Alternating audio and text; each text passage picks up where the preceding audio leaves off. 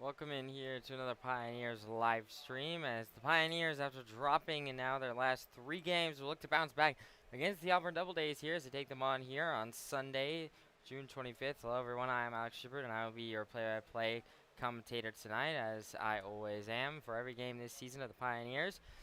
And the Pioneers in desperate need, and I think I said desperate last night in Batavia's loss, in the loss to Batavia last night. I said that the Pioneers needed that one desperately. I don't know what a word is to describe more than desperately, but the Pioneers are at that point right now in the season where they have now dropped 3 in a row, sitting at 10-7, and they are just on the edge of playoff contention right now.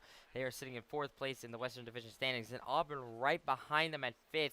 If the Pioneers lose their 4th straight in a row and they drop this one to Auburn, they will be out of playoff contention and sitting in at least 5th place. And of course, that is yet to be determined what happens with Geneva and potentially Jamestown. We'll have to see what happens with those games later on today, as Geneva will be taking on Batavia later tonight, and Jamestown and Niagara are already underway.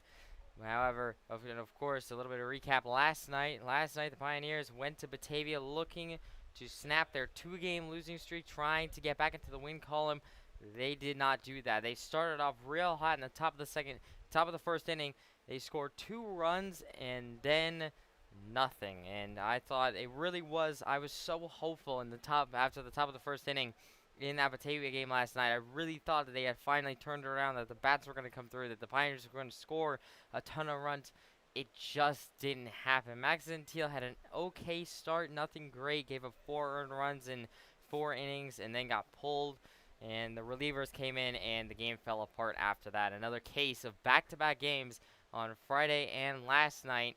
We saw the bullpen absolutely collapse against the Pioneers opponents, and that was the case last night. 9-2 the final in that one. Batavia took down the Pioneers, and that was the 3rd straight loss. And now we come into today where they lose today, and it's really not looking good. And they would have lost 4 straight in a row after going on a 4-game win streak right before this 3-game losing streak. I mean, talk about a streaky team. They were 4 wins in a row right before the doubleheader, coming into the doubleheader against Geneva, and then all of a sudden after that day on Thursday, everything has just fallen apart for the Pioneers, and they desperately are in need of a win tonight against Auburn. And of course, last time out against Auburn in Auburn on Friday, the Pioneers got mercy ruled 10-0. I mean, the Pioneers, that's the 2nd time this season where the Pioneers have been mercy ruled in Auburn. Of course, the last time that Auburn came to Elmira, the Pioneers were able to get the win, 3-2 the final on that one. So hopefully the home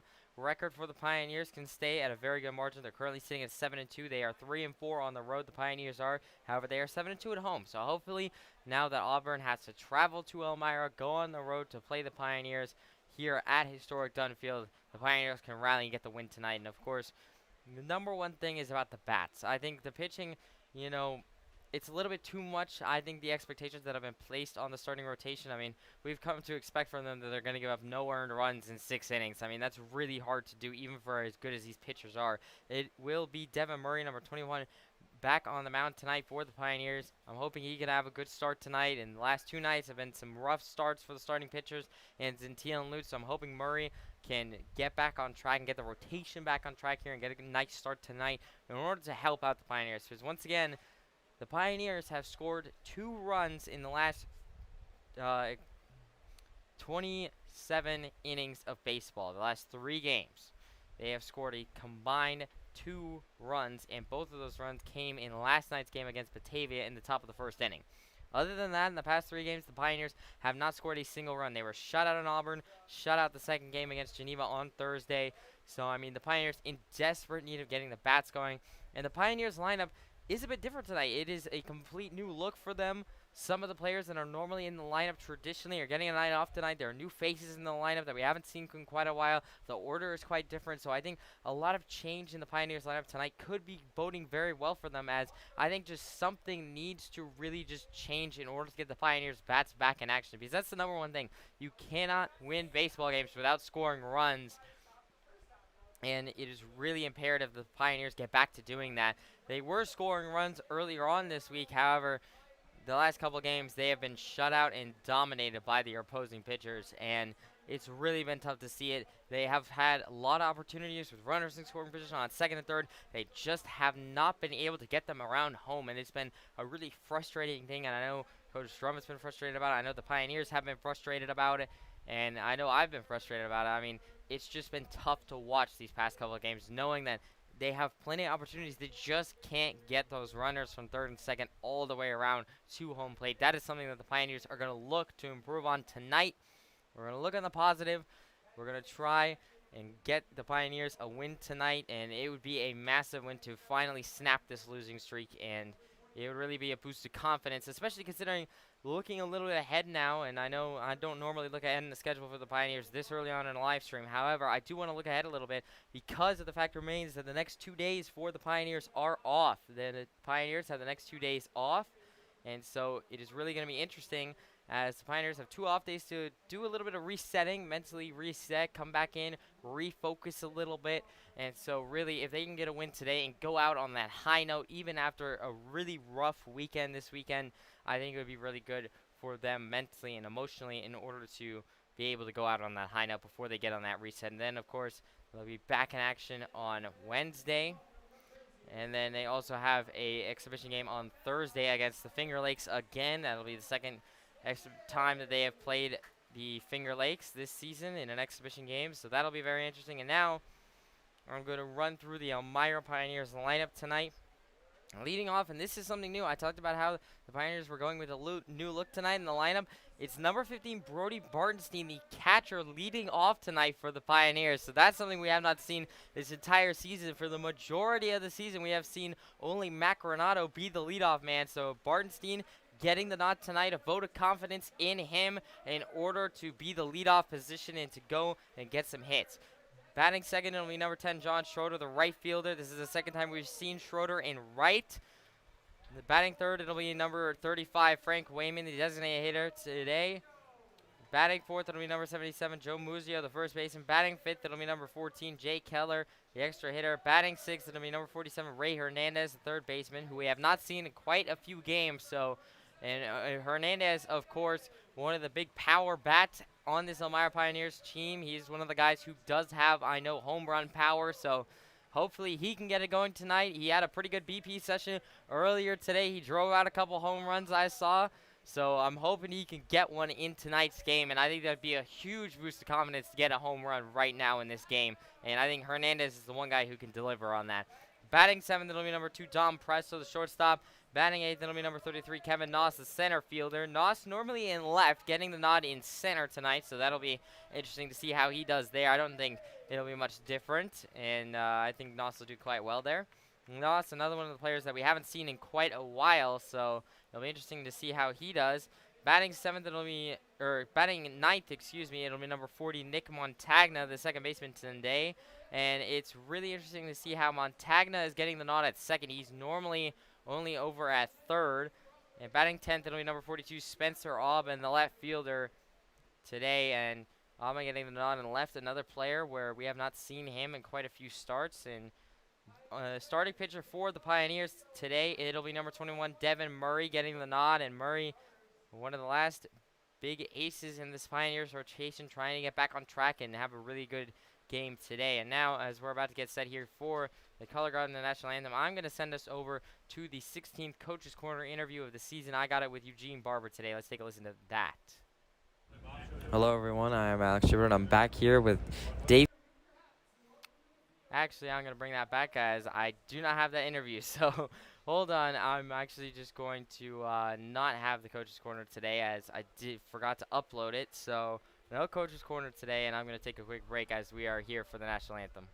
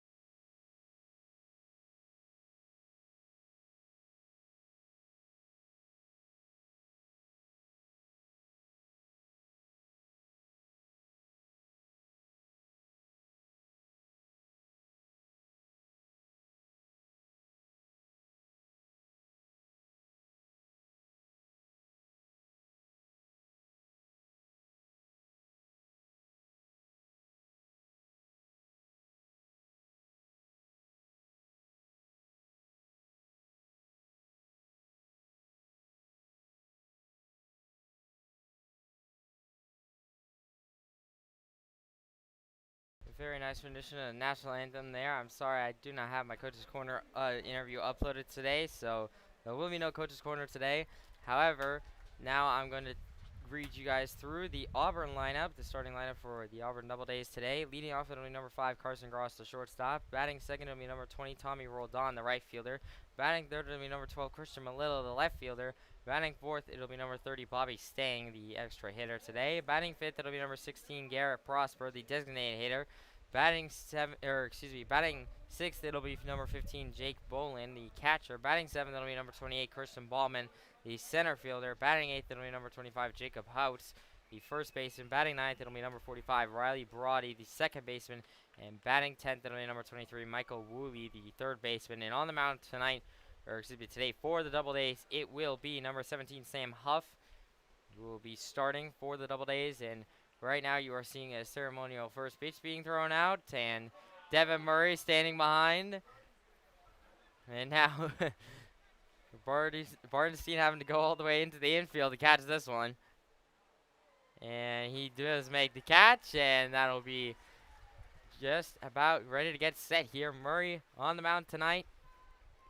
And Murray, one of the better arms for the Pioneers in their rotation so far. He has had 1 appearance and 2 starts so far. He has a 0 ERA, 14 innings pitched, only given up 8 hits, no runs, no earned runs, 1 walk, and 21 strikeouts. A strikeout machine. He actually leads the team in strikeouts so far this season. He has a 2-0 record to go along with 1 save on his resume so far.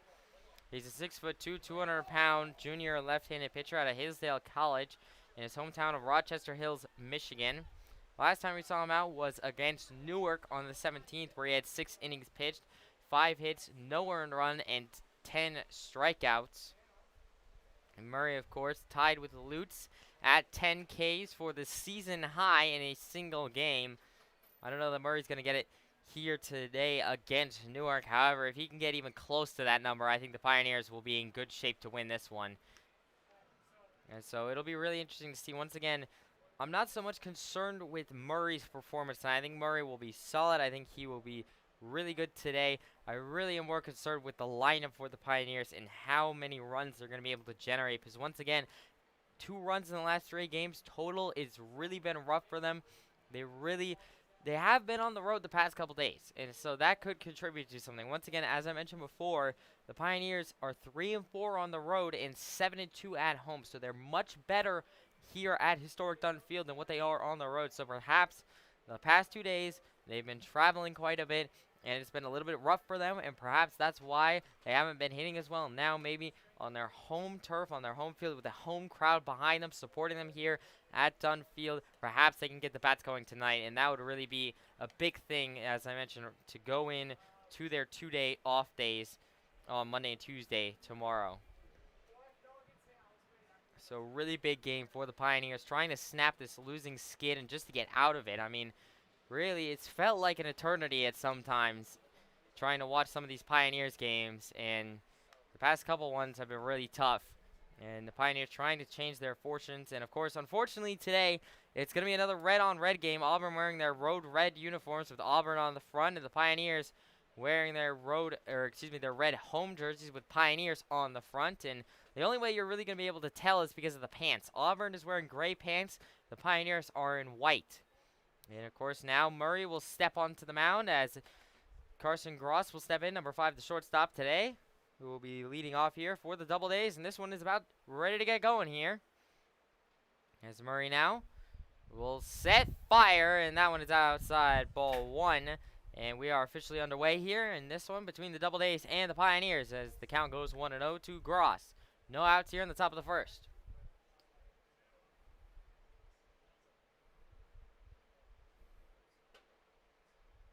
Murray now will set fire. That one is called strike 1. Nice pitch there by Murray on the outside of the plate.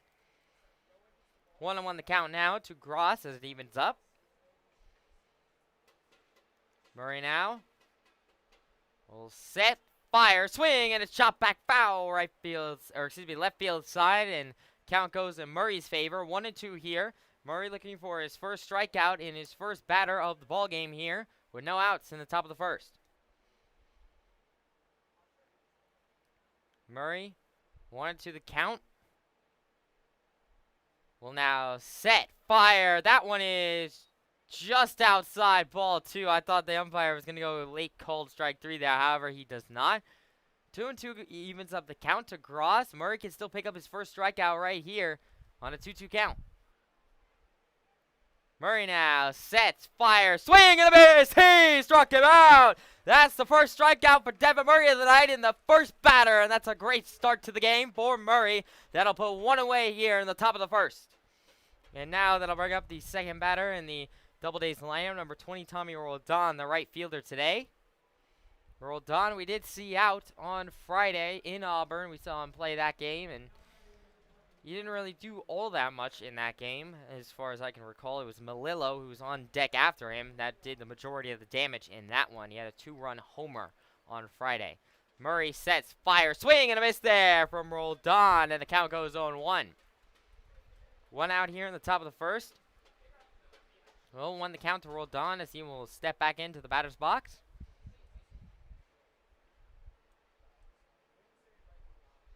Murray now will set, fire. That one is just inside, ball 1. 1-1 the count now to Roldan with 1 out here, so aces wild the count.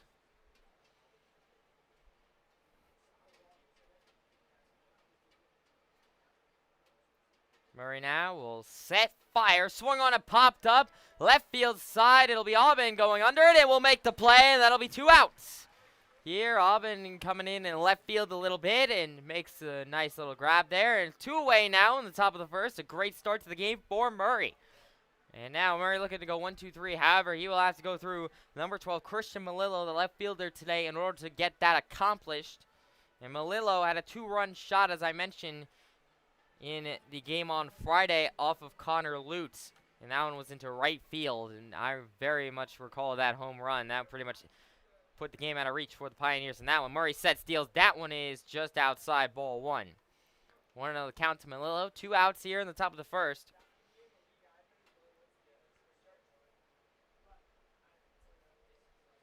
Murray now. 1-0 count. Will set, fire. That one is in there. Call, strike 1. Count now evens up on 1-1 to Melillo. Still 2 outs here in the top of the first.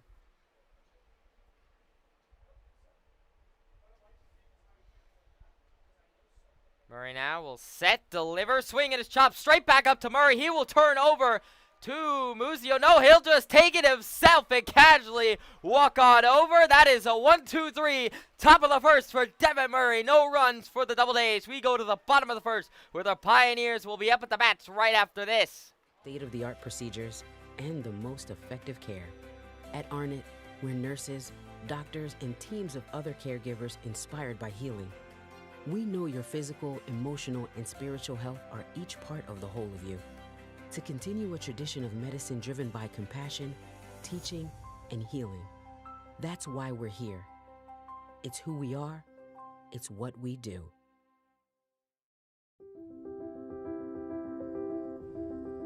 What if white wine was not made for poultry, but for friendship?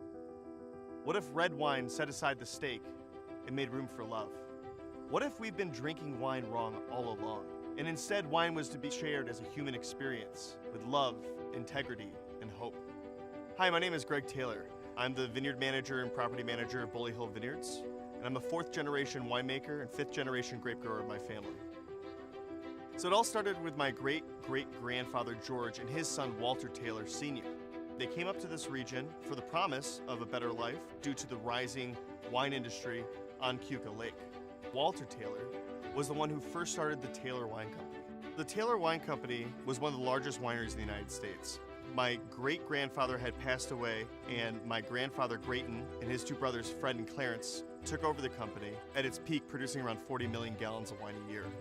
Grayton had a son, Walter, who was my father, and he started Bully Hill Vineyards in 1967.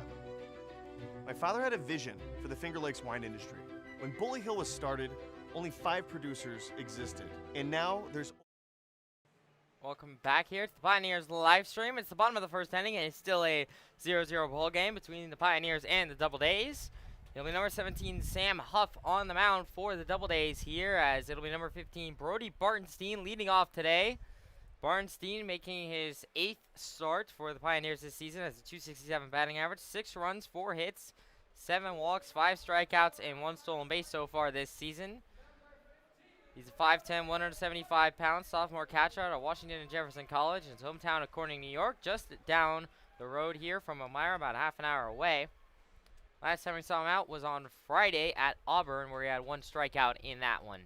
He'll now step in as Huff fires. That one is upstairs. Ball 1 to Bartenstein. 1-0 the count. No outs here in the bottom of the first.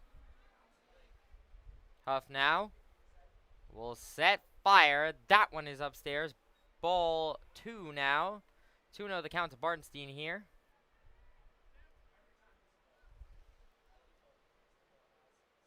Huff now. 2-0 the count to Bartenstein.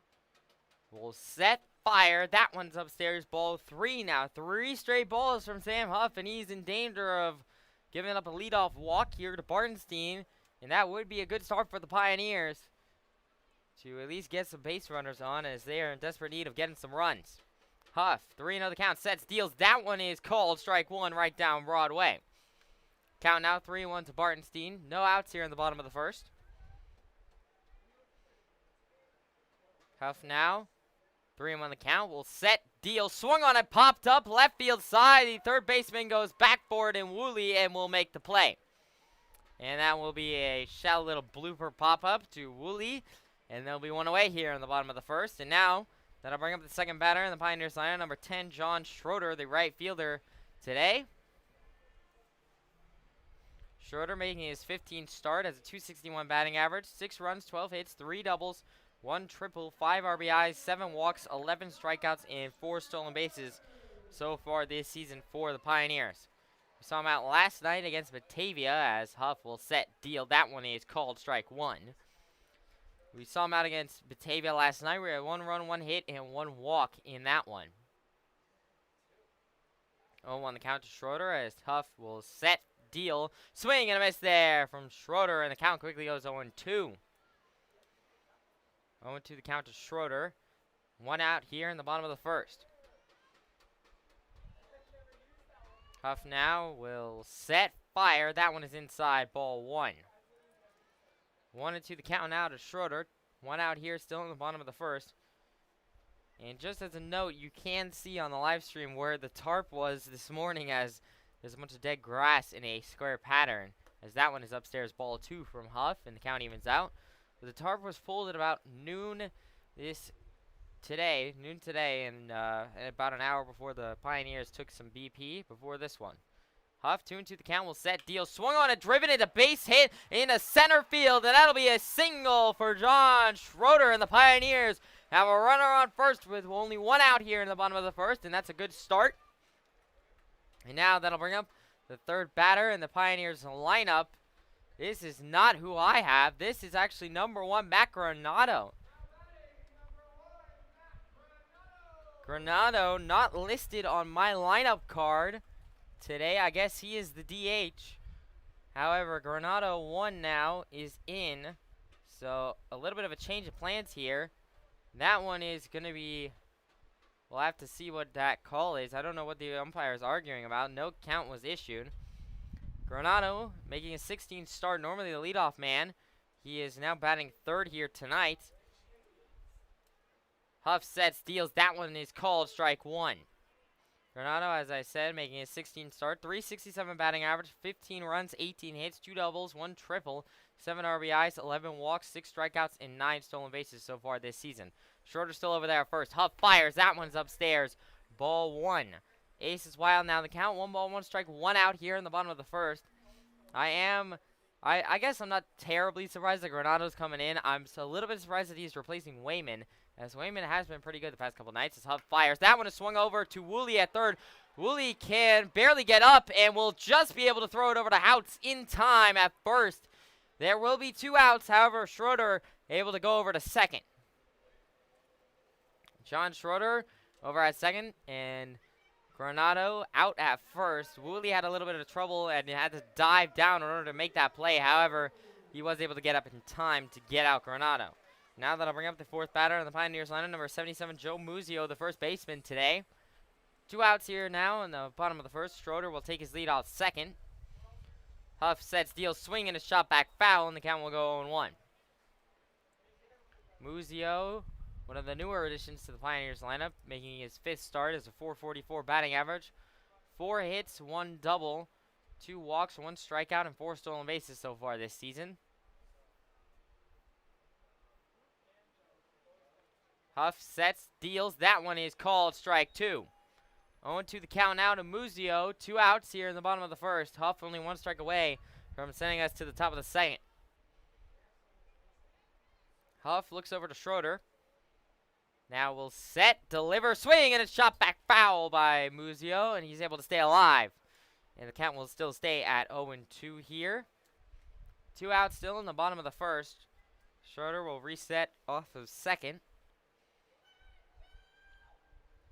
And like I said, I know it's difficult today because they're all wearing red jerseys. However, the white pants are the Pioneers. The gray pants are the DoubleDays. That one is called inside ball 1 to Muzio from Huff. 1-2 the count now to Muzio. Still 2 outs here in the bottom of the first. Muzio, it would be clutch if he could get a base hit here. The Pioneers have struggled in recent games in getting runners around with 2 outs on the board. It would be nice to see them bring one home here in Schroeder. 1-2 the count to Muzio. Huff now. Schroeder's going to steal third. That one's upstairs, and Schroeder will be safe at third. Count goes deuces wild. 2 balls, 2 strikes, 2 outs here to Muzio. Or excuse me, that actually is a full count now. 3-2. 3-2 the count to Muzio. Schroeder over at third. A big moment here for the Pioneers in the bottom of the first, looking to take a lead in this one. Huff now will set, deliver. That one is upstairs. That one will be ball 3, so I was right. It was deuces wild. So now the count will go full at 3-2. 3-2 the count to Muzio. 2 outs here in the bottom of the first. Schroeder over at third. Once again, like I said, Pioneers have not done very well in the past couple of games, getting runners home with 2 outs on the board. Huff sets, fire, swing and a miss from Muzio, and they once again fail to bring runners home with 2 outs on the board as they strand Schroeder at third. No runs for the Pioneers in the bottom of the first. We go to the top of the second right after this. Employing about 500 people, taking pride in serving the Elmira community for over a century. The Hilliard Corporation.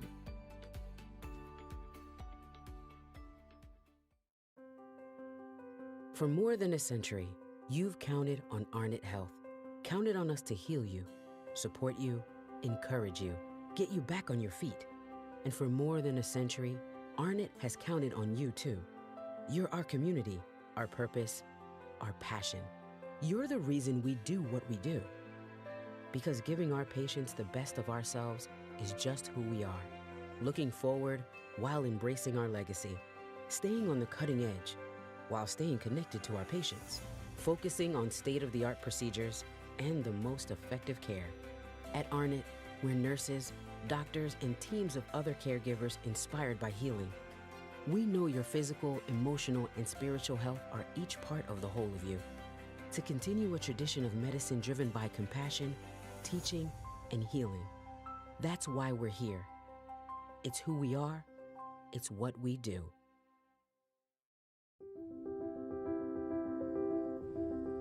What if white wine was not made for poultry, but for friendship? What if red wine set aside the steak? Welcome back here to the Pioneers live stream. It's the top of the second inning. Devin Murray, after going 1-2-3 in the top of the first, is back out there on the mound for the Pioneers to start the top of the second inning. Leading off this inning for the DoubleDays, it'll be number 30, Bobby Stang, the extra hitter today. Stang, we have also seen catch quite a few games against the Pioneers. I believe he's actually caught both games against the Pioneers on the road in Auburn. He is the EH tonight. Murray now will set, fire, swung on it, popped up, right field side. It'll be Schroeder coming in on it and will make the play. And that'll be one away. A very nice play there by Schroeder, and that's 1 out here in the top of the second. And a good start. 1 pitch, 1 out for Murray to start the top of the second. And now that'll bring up number 16, Garrett Prosper, the designated hitter today. Prosper we saw out on Friday. He had a couple base hits in that one. One out here in the top of the second as Prosper now will step in. Murray now will set, deliver. That one is called. Strike one. A nice pitch there by Murray. Count goes on 1 now to Prosper. One out here in the top of the second. Murray now will set, deliver, and that one will be in there for a call. Strike two. Another nice pitch from Murray, and the count quickly goes 0-2.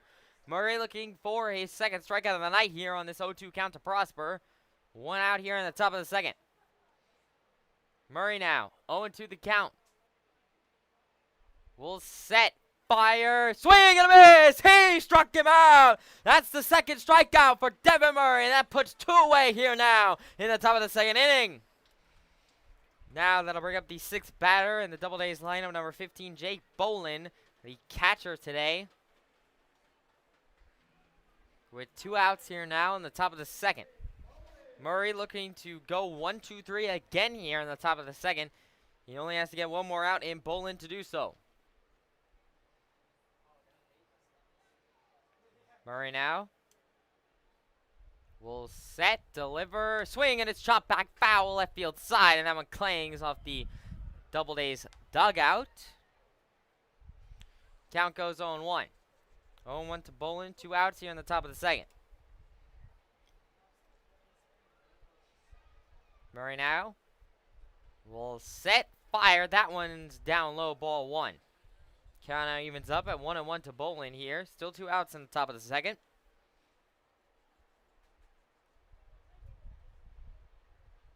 Murray now will set, deliver. That one's outside, ball 2 now. 2-1 the count to Bolin now as he takes the lead. Still 2 outs in the top of the second inning.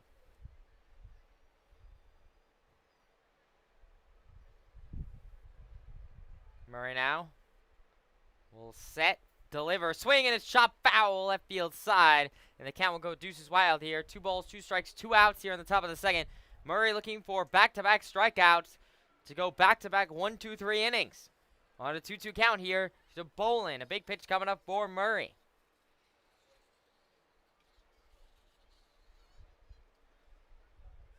Bolin now will reset in the batter's box. Murray, 2-2 the count.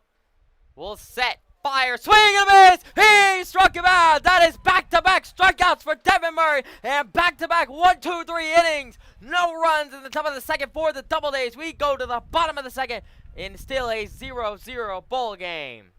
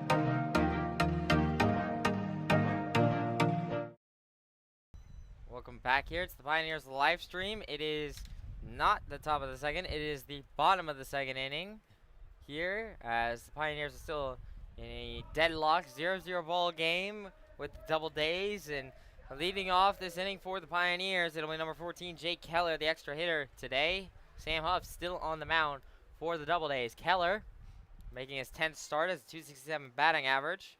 As Huff now will set, deliver. That one is called strike 1.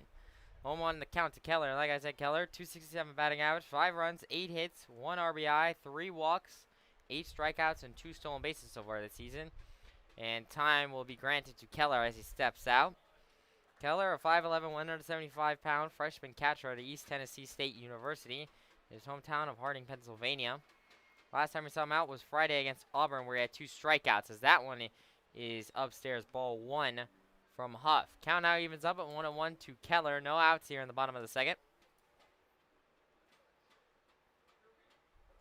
Huff now will set, deal. That one is outside, way outside, ball 2. 2-1 the count to Keller.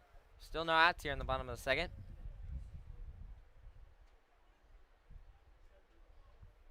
Huff now, 2-1 the count. Will set, deal. That one is called. Strike 2, just caught the outside of the plate. Count now evens up to Keller again. 2-2 now. No outs here in the bottom of the second. Keller will step back in. Huff now will set, fire. That one is inside, so far inside. That one actually caught up Keller. It froze him up there a little bit. He had to just check, swing it just a little bit, and came off the inside shaft of his bat.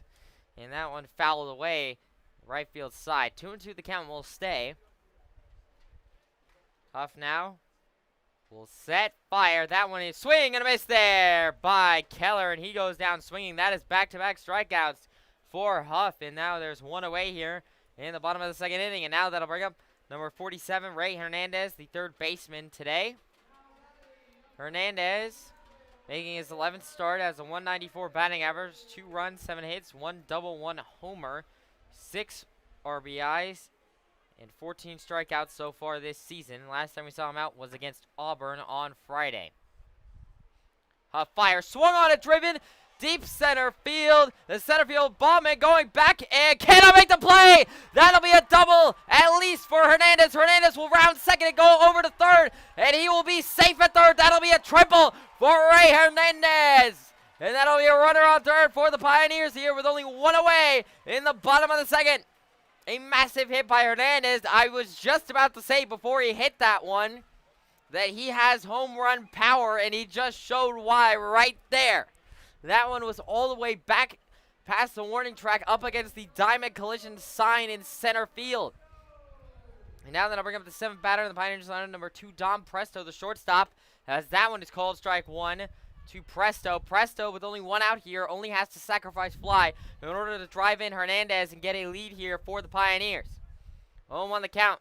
Huff sets, deals, swing on it, chopped up, scatter field gap. The second baseman will field it and turn over to first in time, but the Pioneers have scored as Hernandez will tag up and score, and the Pioneers have a 1-0 lead off of technically a sacrifice ground out by Presto, as that one was chopped straight over to the second baseman, but it was enough to get Hernandez home from third. Pioneers a 1-0 lead here with now 2 outs in the bottom of the second. As now that'll bring up the 8th batter in the Pioneers lineup, number 33, Kevin Noss, the center fielder tonight, as Huff fires. That one is in there, called strike 1. 0-1 the count to Noss, 2 outs here in the bottom of the second. Noss now will step back in. Huff sets, deals. That one is outside, ball 1. 1-1 the count to Noss, 2 outs here in the bottom of the second.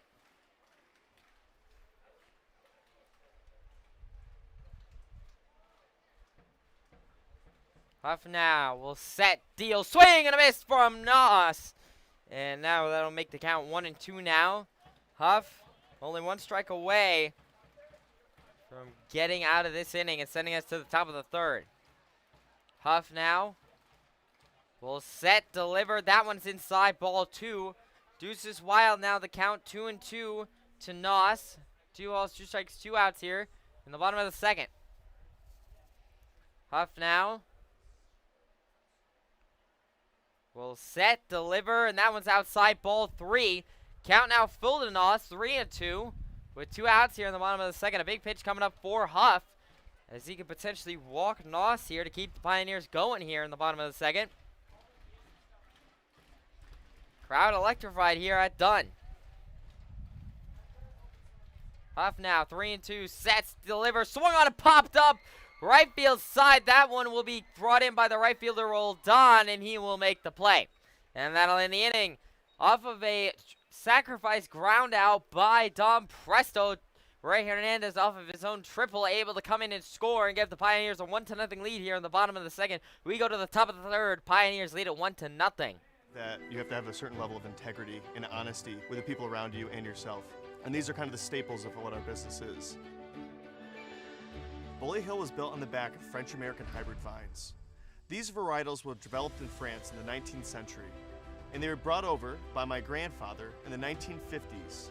And here at Bully Hill, we started the experimental farm, from where these hybrid varietals have made their way to almost all 50 states.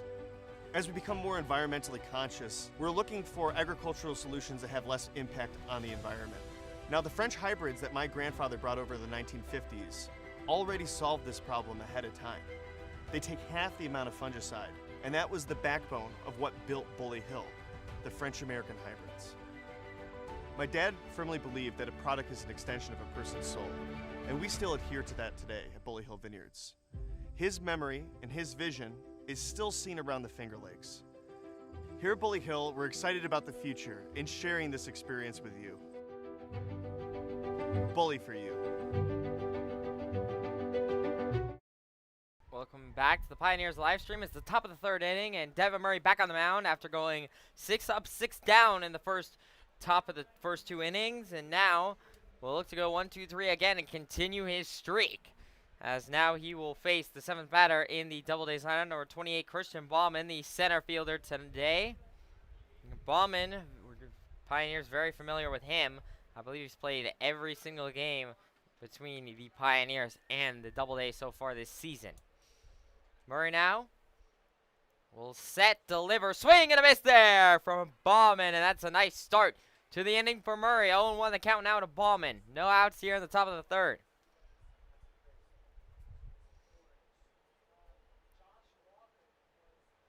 Murray now will set, fire, swung on it, popped up, right field side foul, and the count will go 0-2 now.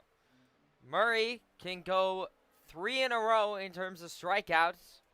He's gone back to back. He has 2 in a row, looking for the third on this 0-2 count to Bauman. Murray now will set, fire, swing and a miss. He struck him out. That is a strikeout for Murray. That'll be his 3rd in a row.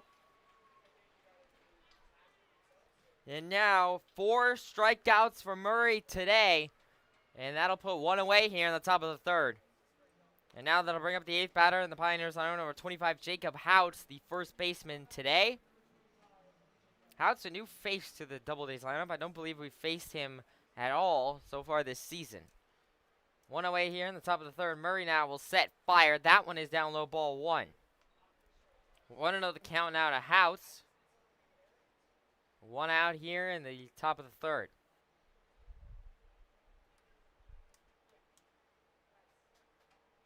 Murray now, 1-0, will set, deal, swing, and a miss there from Houts, and the count quickly evens up at Aces Wild here. 1 ball, 1 strike, 1 out here in the top of the third.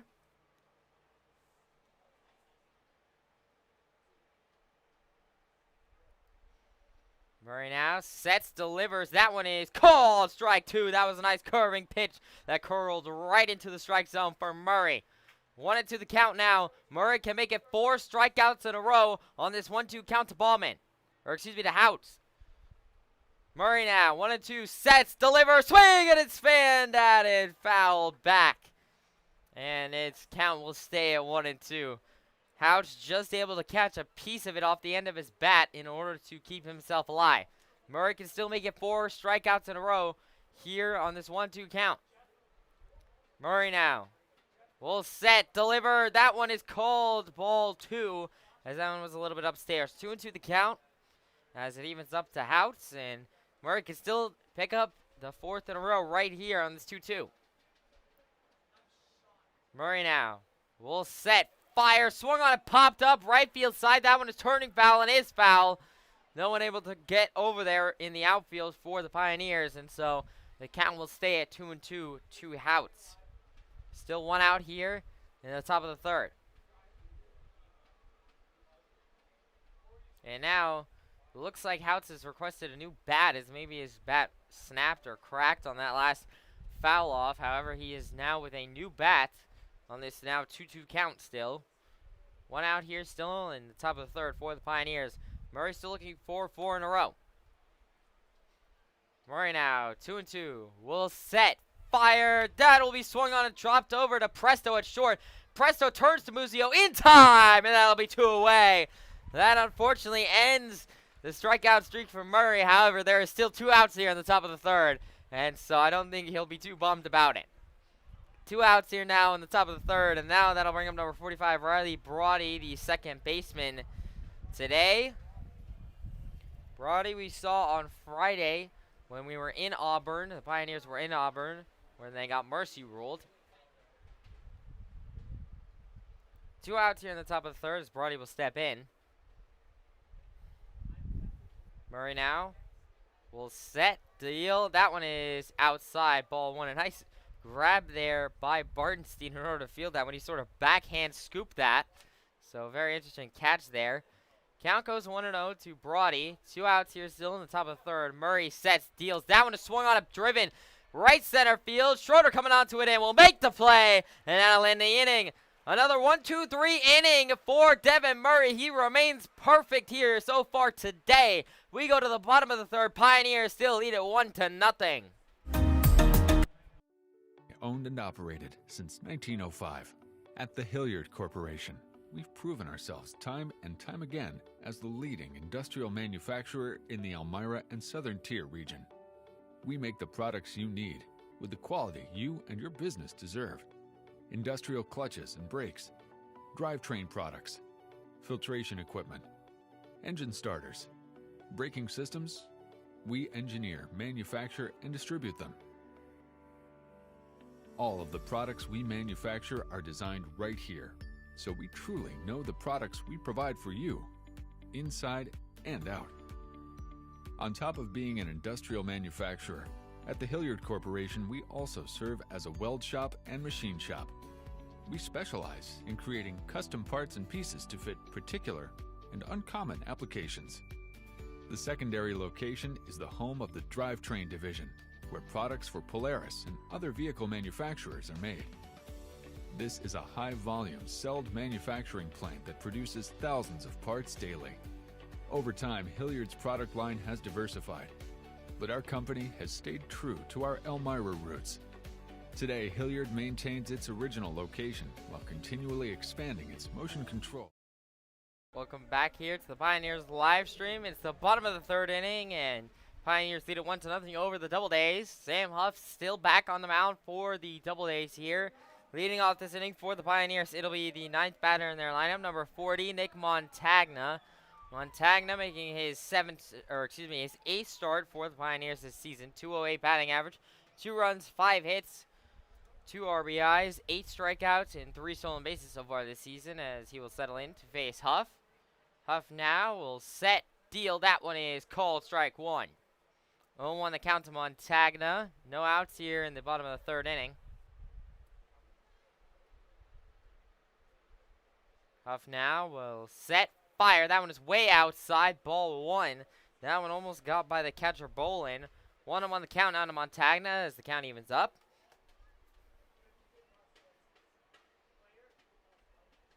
Huff now will set, deliver, swung on a pops right field side foul, and the count will go 1-2 to Montagna.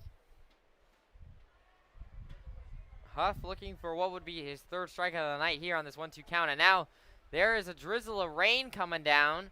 I didn't know that rain was on the forecast in Elmira today. However, now there is rain coming down here. As you could barely see it, a little bit of twinkles on your screen is rain.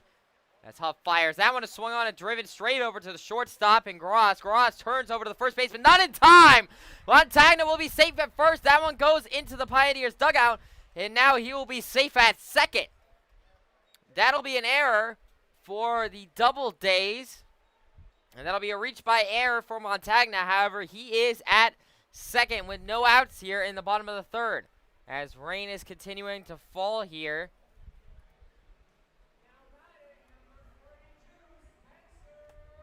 Now that'll bring up its 10th batter in the Pioneers lineup, number 42, Spencer Auburn, the left fielder today.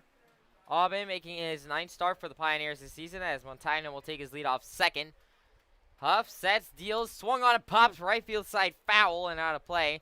Count goes 0-1 to Auburn. Auburn, a 143 batting average, 3 runs, 3 hits, 1 double, 2 RBIs, 3 walks, 11 strikeouts, and 1 stolen base so far this season, as Montagna will retake his lead off second.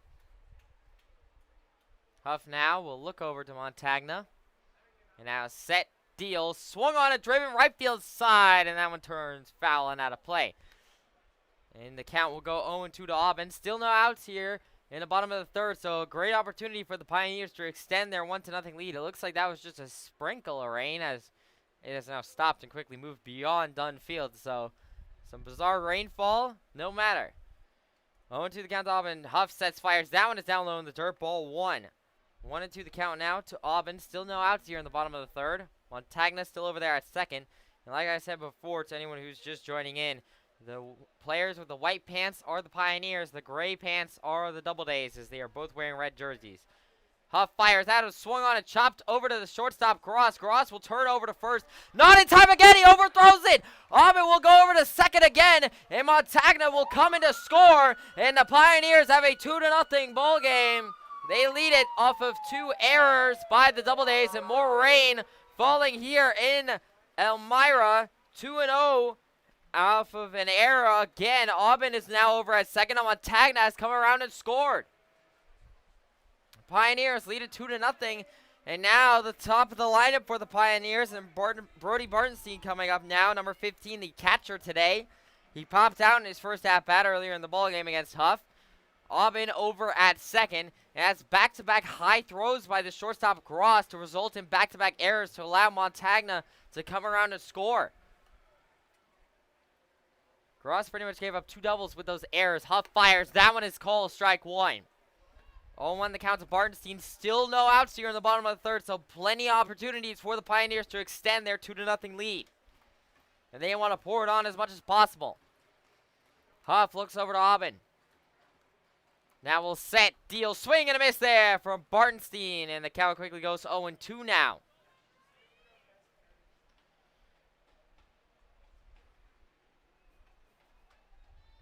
Once again now, the rain has stopped here in Elmira, and it came on and now it's off again, and that one is upstairs, ball 1.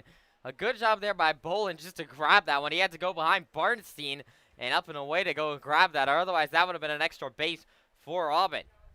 1-2 the count to Bartenstein. No outs here still in the bottom of the third inning. A score off of error from 2 overthrows by the shortstop Gross.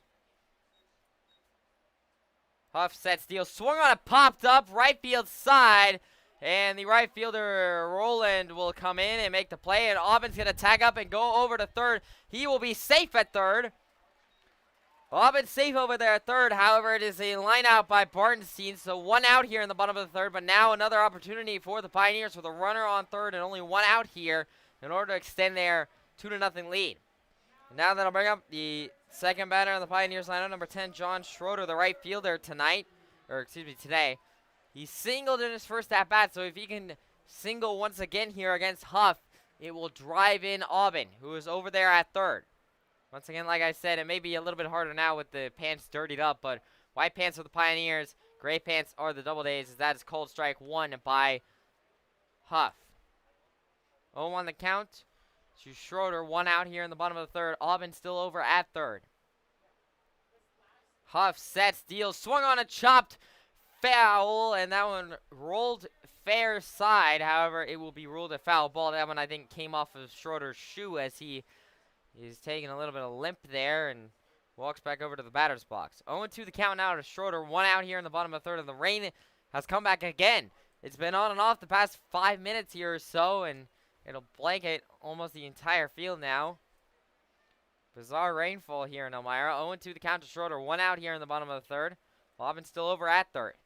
Huff sets, deals, swung on it, popped up, left field side. Going back is the left field. That'll be a base hit. That'll score Auburn, and that'll be an RBI double for Schroeder. The left fielder, Melillo, couldn't make the play, and the Pioneers lead it 3-0 here. 3-0 off of an RBI double from John Schroeder, and Schroeder's feeling it today. 2 base hits in his 2 at-bats, and this time it's an RBI double. Still only 1 out here in the bottom of the 3rd, as now that'll bring up number 1, Matt Granado. Granado, the DH today, grounded out in his first at-bat. Still only 1 out here. Huff sets, deals, that one is called strike 1. 0-1 the count to Granado. 1 out here in the bottom of the 3rd. Schroeder still over there at second.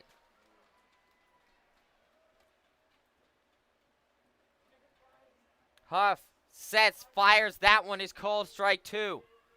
0-2 the count now to Granado. Still only 1 out here in the bottom of the 3rd, so still plenty of opportunity for the Pioneers to do more damage. Huff looks over to Schroeder. Now we'll set, fired, that one is upstairs, called ball 1. 1-2 the count to Granado. Still only 1 out here in the bottom of the 3rd as the rain continues to fall here in Elmira. Huff now. Looks over to Schroeder. Will set, deliver, swung on a driven. That'll be a base hit in the left center field. And now Schroeder's going to round 3rd and come home. And he will be safe at home. And the Pioneers have a 4-0 lead. Off of an RBI single from Matt Granado. And the Pioneers pouring it on here early in this one. Pioneers finally are back, baby. Pioneers are back, the bats are back, and it's a welcome sight as they now lead it. Is it 4-0 or 3-0? I believe it's 3-0 actually. I don't know what I skipped. It is actually 3-0 here, my mistake. Thought it was 4-0, 3-0. And now Huff is going to get a talking to. 3 runs already for the Pioneers. It's still only 1 out here in the bottom of the 3rd. Granado will be off of first. And it'll be number 77, Joe Muzio, the first baseman, up as soon as this mound meeting is over. And no, it is 4-0. I was right. It is 4-0 here as the Pioneers have poured on their lead. I got confused there for a moment. The scoreboard had me doubting myself. However, I was right originally. It is 4-0. 1 out here, still in the bottom of the 3rd. And now Muzio up at the plate. Number 77, the first baseman. He struck out in his first at-bat against Huff. Granado still over at first. Only 1 out here still, so still some opportunity to extend. Huff fires. That one's inside, ball 1. 1-0 the count to Muzio. Still only 1 out here in the bottom of the 3rd. Huff looks over to Granado. Rain continues to pour. Huff sets, deals. That one is check swing. Bopped over into left field foul. Count goes aces wild here. 1 ball, 1 strike. 1 out here in the bottom of the 3rd. Granado still over there at first for the Pioneers.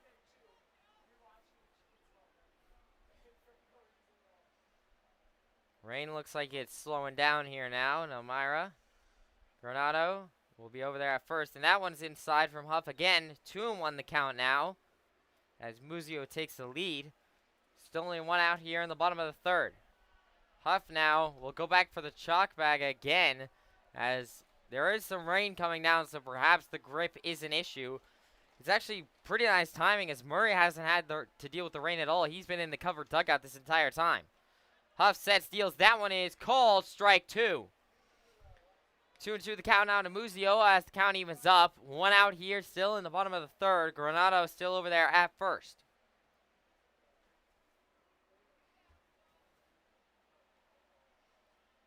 Huff, a big pitch coming up, looking to pick up only his 3rd strikeout of the night. Granado's going to steal second, and he's going to be safe at second. Huff didn't even realize it. Huff completely blanked on that, and Granado just ran over to second. No play was made by Huff. Huff didn't even throw the ball. Normally, that would result in a throw out. However, nobody was paying attention, and Granado's over there at second now. Still 2-2 the count to Muzio. Huff sets, deals, check swing, foul. Left field side, the count will stay at 2-2. Granado still over there at second now. Still only 1 out here in the bottom of the 3rd, so plenty of opportunity for the Pioneers to just break this game wide open.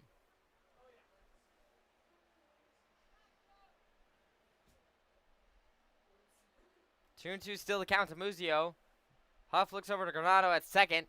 Now we'll set, deal. That one will be check swinged over, foul, right field side this time, and out of play. Count will stay at 2-2 to Muzio. One out here, still in the bottom of the third.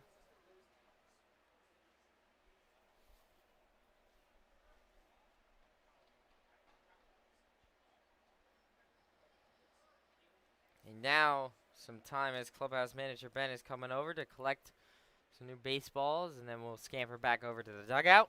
Huff now gets a new baseball. 2-2 still the count to Muzio here. Granado off of second. Rain continues to pour here. It's a pretty bright and sunny day. However, the rain is just coming down here over Dunn Field.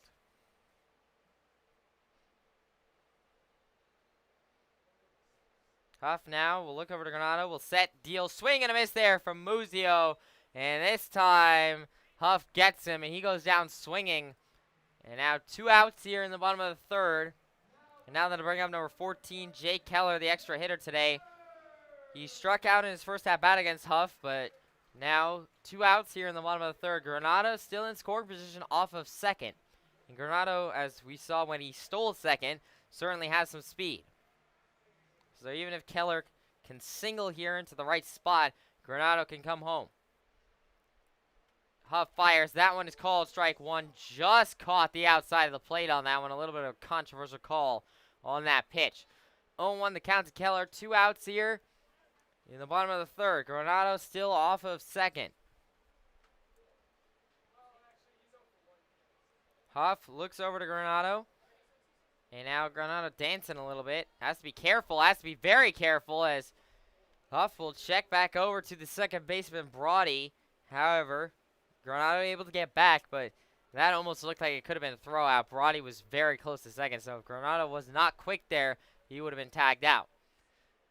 Nonetheless, it is 0-1 the count to Keller. 2 outs here in the bottom of the third. Granado still off of second. Brody will take a step back as Huff fires. That one is called strike 2. 0-2 the count now to Keller. 2 outs here in the bottom of the third.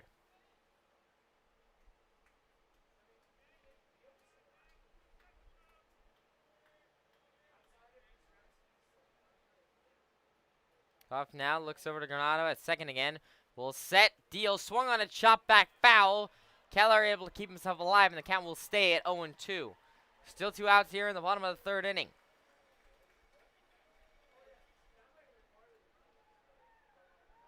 Granado will still be over there at second. Huff once again asks for a new baseball. His jersey is soaked. It is sticking to the back, to his back, and so definitely he is drenched.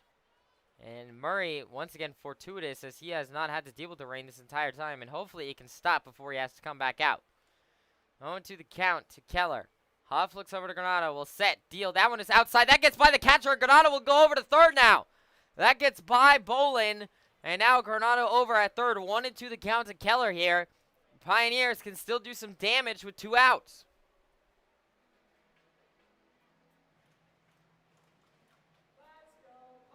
Let's go Pios chant once again restarted here at the Dunn.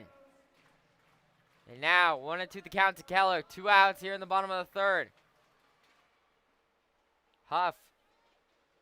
Granado big lead off third. Huff sets, deals, swung on a chop foul right field side. And the count will stay at 1-2. That one came off the end of Keller's bat. He just swung at that to keep himself alive. 1-2 the count will stay. Still 2 outs here in the bottom of the third.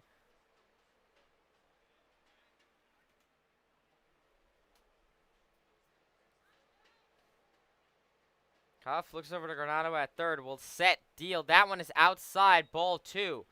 Deuces wild now the count. 2 balls, 2 strikes, 2 outs here in the bottom of the third. If Keller can keep himself alive, it would bring up Hernandez, who is currently on deck. And Hernandez in his first at-bat tripled. He's one of the biggest power hitters on this Pioneers team, so it would be very nice to see him back up. Huff sets, fires. That one is a swing and a miss from Keller. He can't quite do it. He strikes out for the second time today. However, the Pioneers get 3 runs here in the bottom of the third as they lead it 4-0. We go back to the top of the fourth right after this.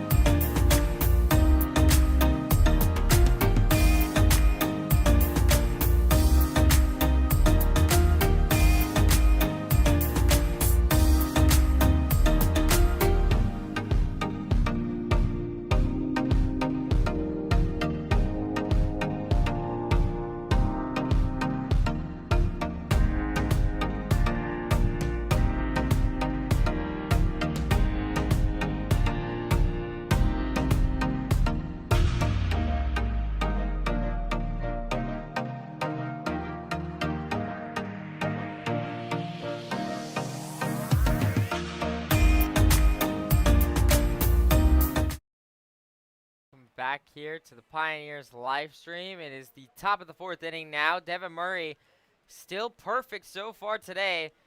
1, 2, 3, 1, 2, 3, 1, 2, 3 through the first top of the 3 innings. And now he'll be back out there for the Pioneers to start at the top of the 3rd and try and continue his streak. It'd be amazing if he can go 1, 2, 3 through 4. I have not seen that this entire season. I don't even think I've seen 1, 2, 3 through 3 so far this season from any pitcher. And so Murray, great performance so far today as he will set fire. That one is just down low, ball 1 to Woolley.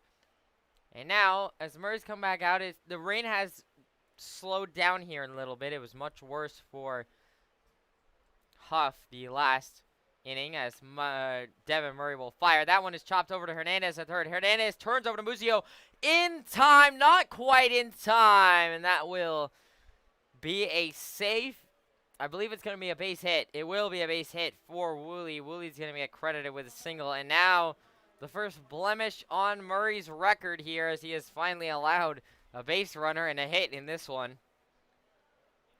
As now we go back to the top of the lineup for the Doubledays. And number 5, Carson Gross, the shortstop today. He struck out against Murray in his first at-bat.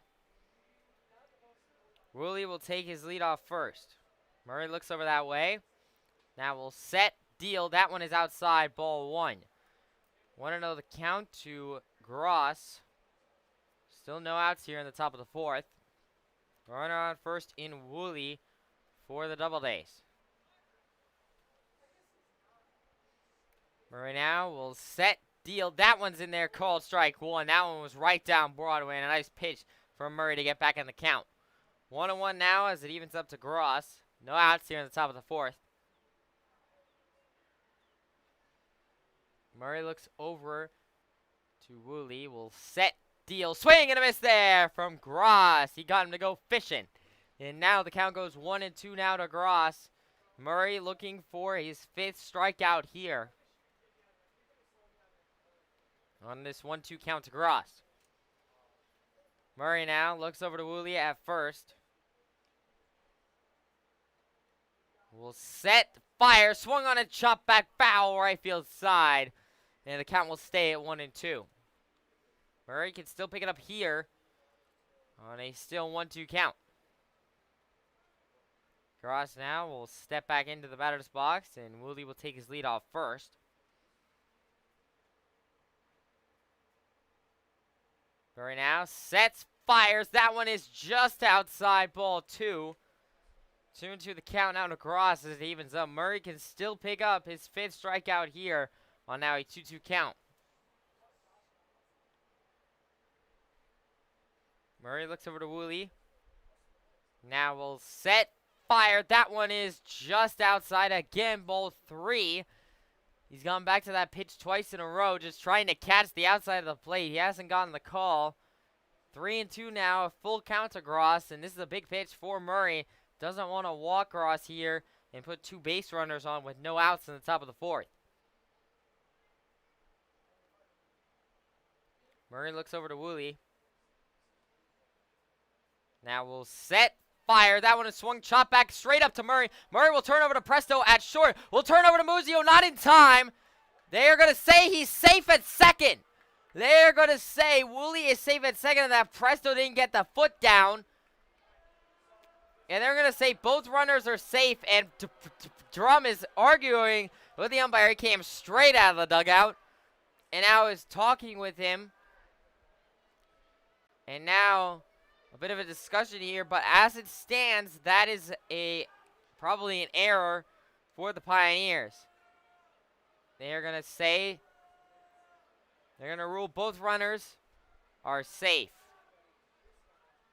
They're going to rule that Presto jumped up in the air to catch the ball for Murray and that he did not get his foot on the bag.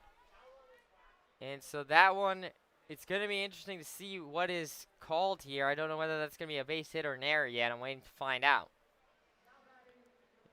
Either way, it'll be Tommy Roldan, and they're going to rule that a base hit, I do believe. So that'll be a single for Gross. Or no, they are going to rule it an error. So error, reach by error for Gross, and now it'll be Roldan up. And Murray sets deal, swing and a miss there from Roldan, and the count goes 0-1. 0-1 the count to Roldan. Roldan, the right fielder today, he lined out in his first at-bat. Murray now needs some strikeouts here as the rain has ceased here at Elmira, so maybe that'll bode well for Murray. Murray looks over to Woolley now over there at second. Will set, deliver. That one is just down low, ball 1. 1-1 the count to Roldan. No outs here.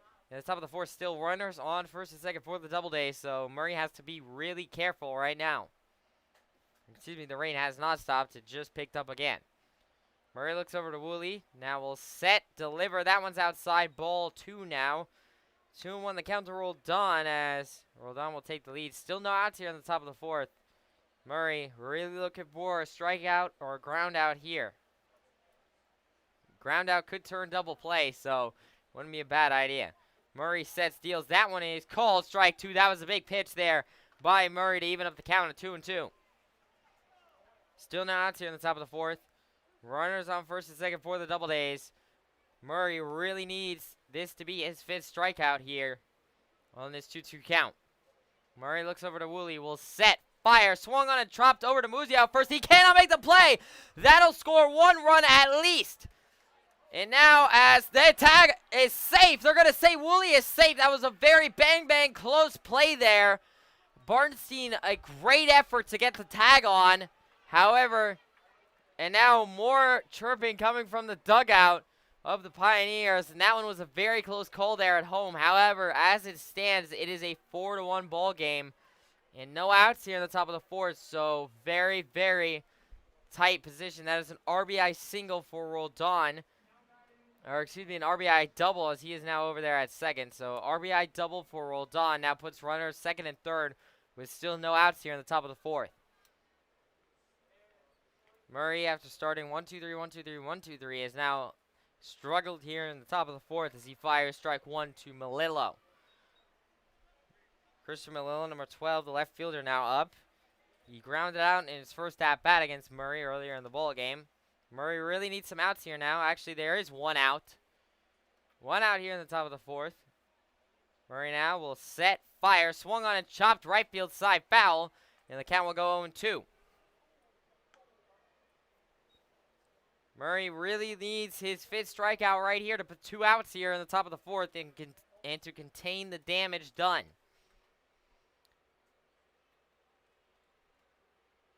Looks like there's already a pitcher warming in the Pioneers bullpen, and it is number 23, Eric Burkan. As that one is swung on and chopped over to Presto at short, he will turn over to Hernandez at third, and now a little bit of a rundown here with Roldan. He will tag out Roldan. That'll be an out, and now the Doubledays, I believe, did score. So, yes, they did score. It is a 4-2 ball game. However, there are now 2 outs here on the tag out by Roldan. And now, only a runner at first now in Melillo reached on a fielder's choice. And now that'll bring up number 30, Bobby Stang, the 4th batter in the Doubledays lineup, the extra hitter today. He lined out in his first at-bat. And now, Pioneers, their lead has been chopped in half here in the top of the fourth. Murray with 2 outs now in the top of the fourth, really looking, or excuse me, there's only 1 out, actually. There's only 1 out, so Murray sets, deals, swung on and chopped foul by Stang, and the count goes 0-1. I do not actually know how many outs there are right now. It's a bit confusing. Scoreboard doesn't know either. It's been shifting back between 1 and 2. I've just been told they're trading someone, so we'll have to see.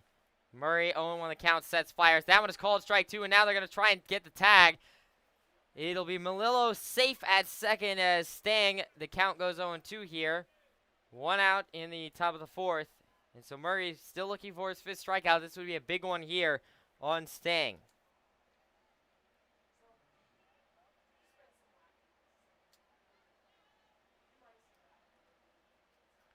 Murray now, 0-2 the count to Stang, looking for his 5th strikeout here. Will now set, fire, that one is inside, call ball 1. 1-2 the count now to Stang. Murray can still pick up his 5th strikeout here.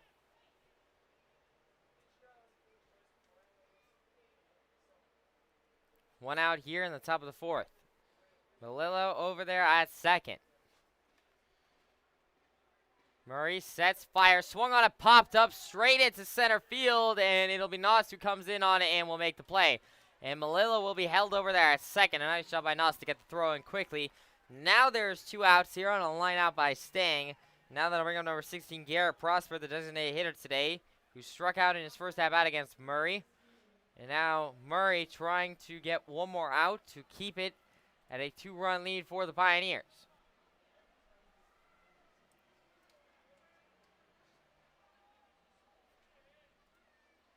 Prosper now will step in.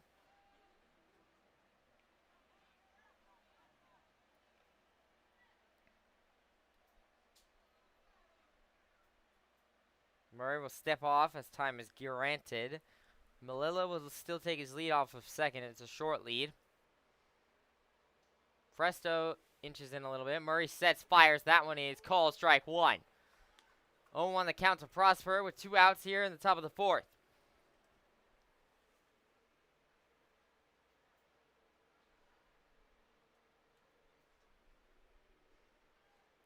Murray now will set, fire, swing, and a miss there from Prosper, and the count quickly goes 0-2 now to Prosper.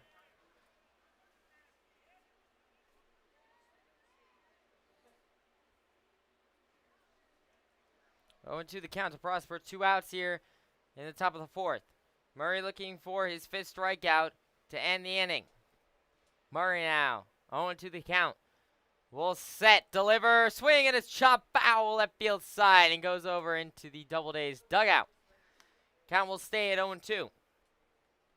Murray can still pick up his 5th strikeout here.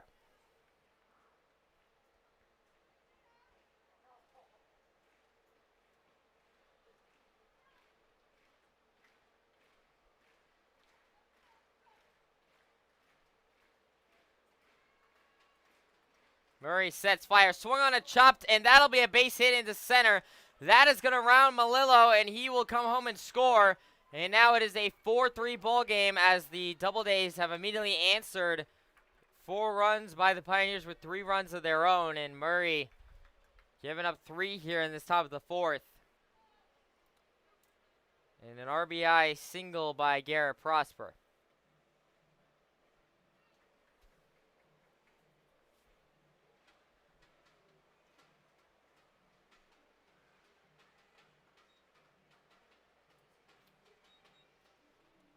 Two outs here still on the top of the 4th. Pioneers still with a lead. Murray really needs to get this final out to keep that lead. It's a slim one now. It's been cut down to 1 in this 1 inning.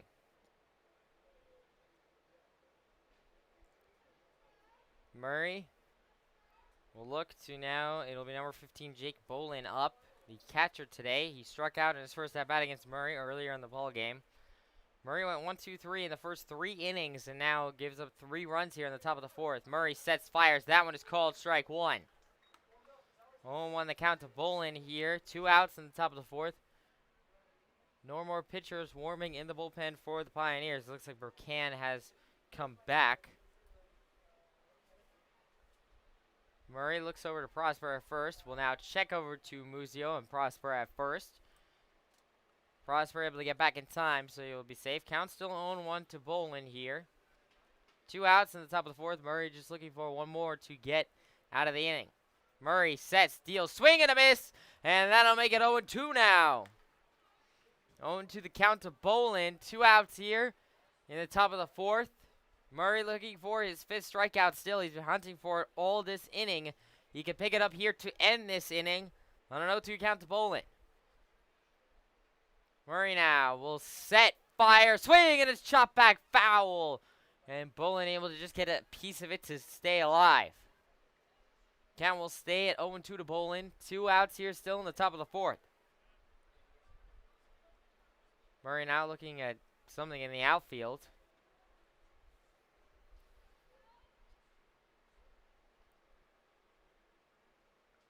Murray now will set, deliver. That one is called strike 3. He struck him out. That's the 5th strikeout for Devin Murray. That'll finally end the top of the 4th inning. 3 runs given up by Murray in the top of the 4th. Pioneers, however, still lead at 4-3 as we go to the bottom of the 4th right after this. My father had a vision for the Finger Lakes wine industry. When Bully Hill was started, only 5 producers existed, and now there's over 300. And he firmly believed that you have to have a certain level of integrity and honesty with the people around you and yourself. And these are kind of the staples of what our business is. Bully Hill was built on the back of French-American hybrid vines. These varietals were developed in France in the 19th century, and they were brought over by my grandfather in the 1950s. And here at Bully Hill, we started the experimental farm, from where these hybrid varietals have made their way to almost all 50 states. As we become more environmentally conscious, we're looking for agricultural solutions that have less impact on the environment. Now, the French hybrids that my grandfather brought over in the 1950s already solved this problem ahead of time. They take half the amount of fungicide, and that was the backbone of what built Bully Hill, the French-American hybrids. My dad firmly believed that a product is an extension of a person's soul, and we still adhere to that today at Bully Hill Vineyards. His memory and his vision is still seen around the Finger Lakes. Here at Bully Hill, we're excited about the future and sharing this experience with you. Bully for you.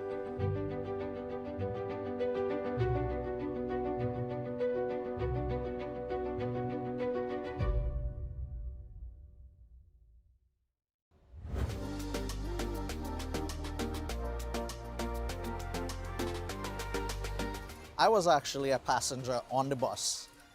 Sitting on the bus, I looked up and I saw, we are hiring. So I called up the number, I came in for an interview, and I started driving. My name is Randy Ramnarayan. I'm the Director of Transportation here at TransDev, and I've been here on property for 16 years.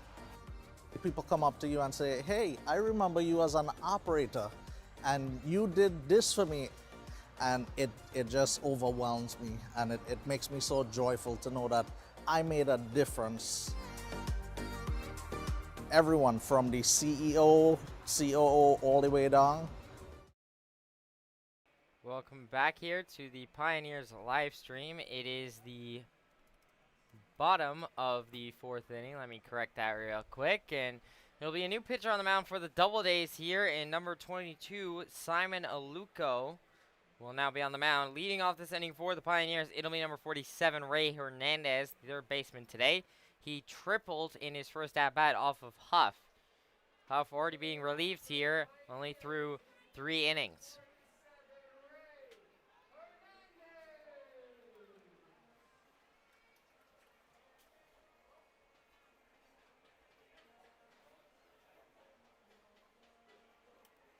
Hernandez will now step in to face Aluko. Pioneers looking to answer after Devin Murray gave up 3 runs in the top of the 4th, looking to put up some more runs and re-extend their lead. Aluko sets, deal, swung on a chop foul by Hernandez, and the count goes 0-1.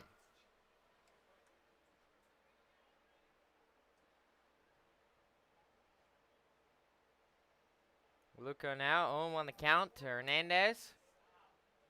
Will set, deal, swing and a miss there by Hernandez. And now 0-2 goes the count. And Hernandez, kind of known as a 50-50 man, he's sometimes gives you homers and triples, and he sometimes just gives you strikeouts. So far, he has been on the good side, tripling today. 0-2 the count, swung on a driven, deep right field, and that one is out of here. However, it is foul. Like I said, he's 50-50. Sometimes he gives you homers and triples, and sometimes he gives you strikeouts. That was a case of if that one was about 10 feet to the left, that would have been a 400-plus foot home run. 0-2 still the count to Hernandez. He hammered that one. 0-2 still the count. No outs here in the bottom of the 4th.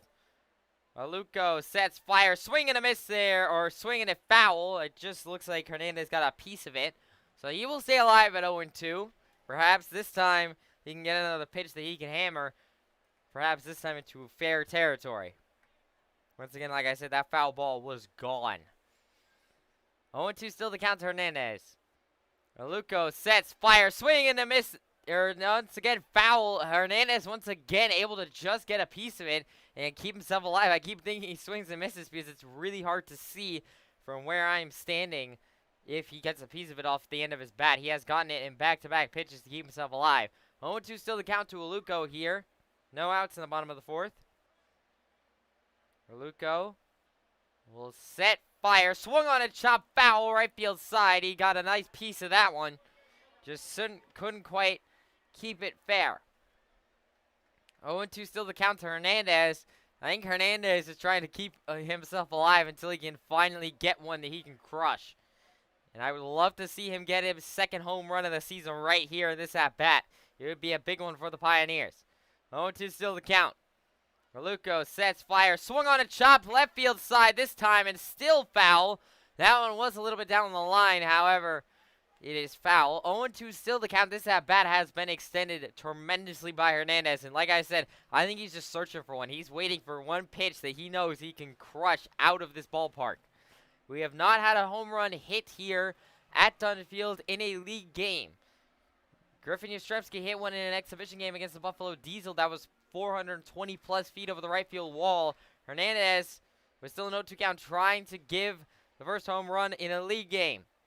Aluko sets, fire, swing, and it's chopped back again. And Hernandez now going to run, and he will be safe over there at first. And the first baseman, Houts, couldn't even get the catch. So Hernandez will be safe over there at first, and that will be probably another reach by error if I had to guess.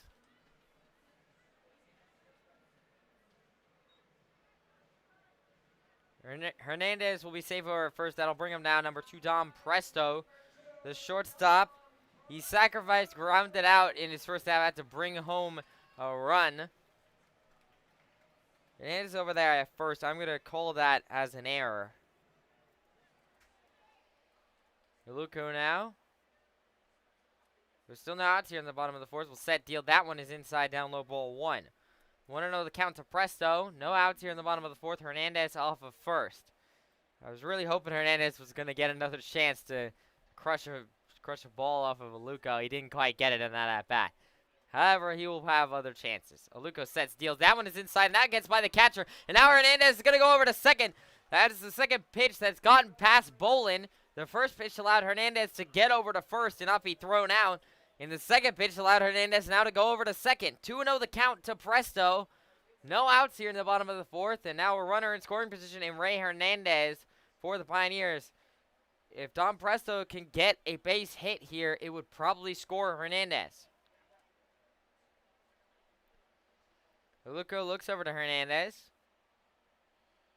Now we'll set, deal, swing and a miss there by Presto. And the count goes 2-1 now. Still no outs here in the bottom of the fourth inning.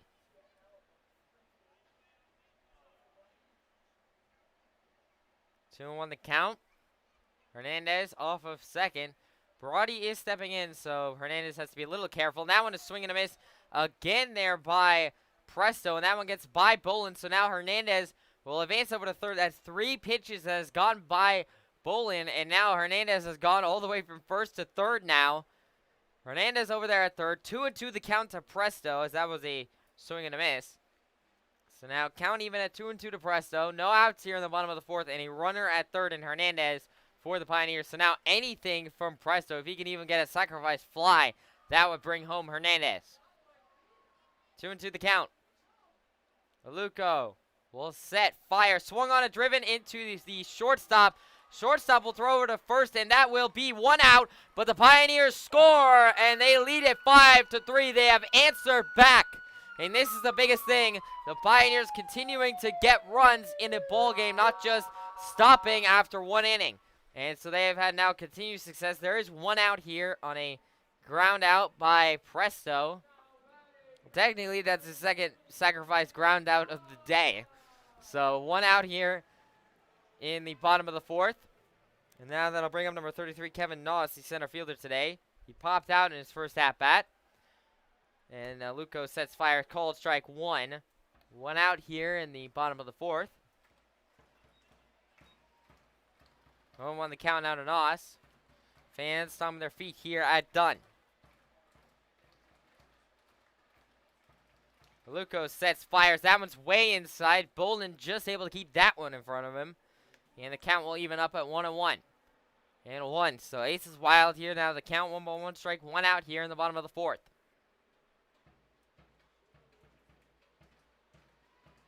Stitch is pounding on the drum here at Dunn Field. Aluko fires. That one is inside and down low once again. 2-1 now the count to Nos as he takes the lead. Still only 1 out here in the bottom of the 4th, so if Nos can get on, still plenty of opportunity for damage. 2-1 the count. Aluko now will set fire. That one is down low. Ball 3 now. 3-1 the count to Nos. One more ball there, and that's pretty much the 3 balls have been in the exact same spot. Down low and inside to Nos. Aluko throws 1 more of those, and he'll walk Nos, and that'll bring him Nick Montagna, number 40, who is currently on deck. Still only 1 out here in the bottom of the 4th, so if Nos can get on, still plenty of opportunity. Aluko, 3-1 the count. Will set fire, and that one will be inside, and that'll be a ball 4 walk as that one gets away from Bolin. And now, runner on first in Kevin Nos with only 1 out here in the bottom of the 4th inning. Now that'll bring up number 40, Nick Montagna, the second baseman today. He reached on an error. He reached second on an error in his first at-bat. That was one of the 2 errors by Gross. He's shortstop for the DoubleDays. Nos over at first, only 1 out here in the bottom of the 4th. Aluko now will set fire. That one is way inside, ball 1. Montagna had to jump out of the way of that one. 1-0 the count to Montagna here. 1 out in the bottom of the 4th. Aluko's putting all these balls in the exact same spot. Down low inside to the left. Aluko, I don't know what pitch he's trying to get, but he has not been hitting it. 1-0 the count to Montagna. Aluko sets, deals. That one is upstairs, ball 2. This time it was outside to the right. So Aluko finally got away from that inside pitch. However, he still misses on his outside pitch. 2-0 the count to Montagna. 1 out here in the bottom of the 4th inning. Nos over there at first. Aluko now will set, deal. That one is called strike 1. Finally, he finds the middle of the plate. 2-1 the count now to Montagna. Nos still over there taking his lead off first.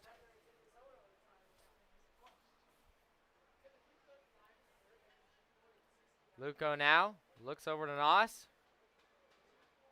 Will set, deliver, swing, and a miss there from Montagna. That was the pitch Aluko was looking for this entire time.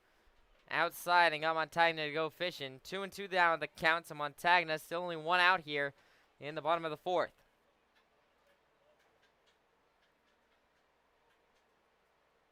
Aluko now. 2-2 the count. Will set, fire. That one will be called ball 3 upstairs. 3-2 the count now to Montagna as it fills up. A big pitch coming up here for Aluko as he would be walking back-to-back batters here to put 2 runners on with only 1 out in the bottom of the 4th. 3-2 the count to Montagna. Aluko will set, fire, swing, and a miss from Montagna. Nos is going to steal second. It will be safe at second. So Montagna goes down swinging. However, Nos is able to go over into scoring position now at second. And now that'll bring up number 42, Spencer Auburn, the left fielder. He reached second on an error in his first at-bat. That was the second wild throw by the shortstop Gross that went over the first baseman Houtz's head early on in the bottom of the 2nd inning. 2 outs here now in the bottom of the 4th, so Pioneers have to be a little bit more careful now. Auburn will step in to face Aluko. Aluko now looks over to Nos. Will set, fire. That one will be outside, ball 1. 1-0 the count now to Auburn. 2 outs here in the bottom of the 4th.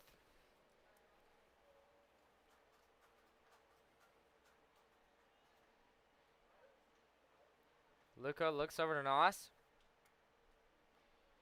Will set, deliver, swing, and a miss there by Auburn. And the count will now even up, 1-1. Still 2 outs in the bottom of the 4th.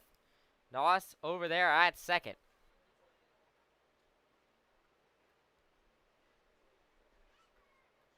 Aluko now will set, deliver, swung on it, driven. That'll be a base hit into right field.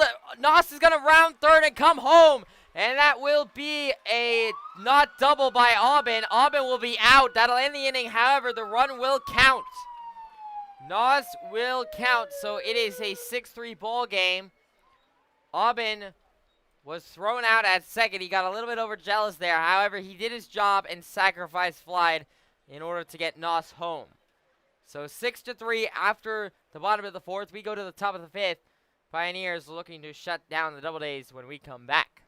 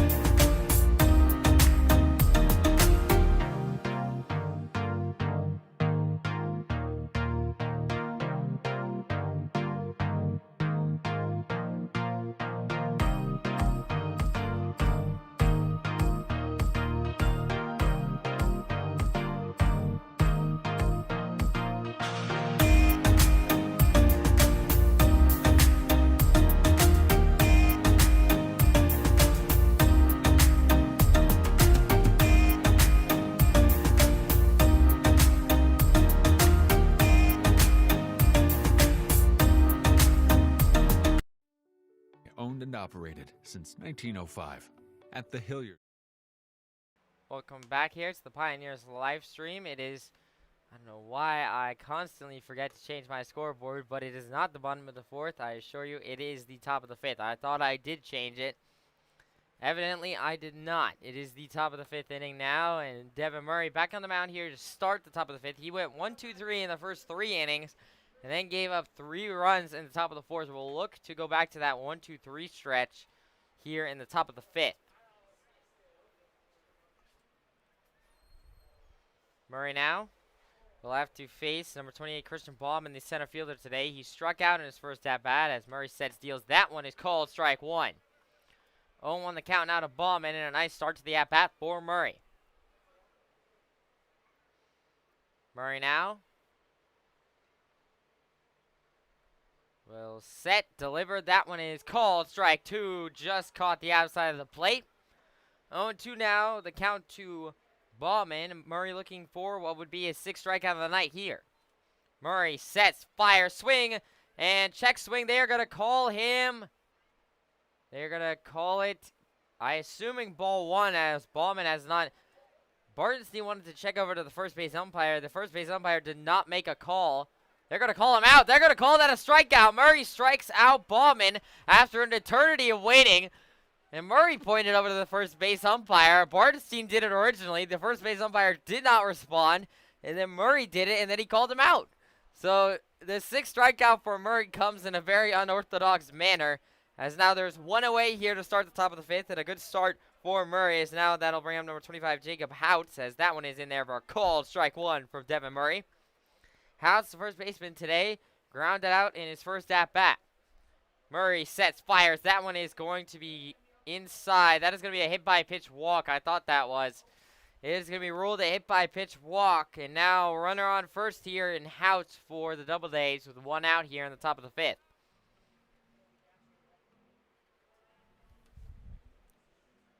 And so now that'll bring up number 45, Riley Brody, the second baseman today. He lined out in his first at-bat earlier in the ball game.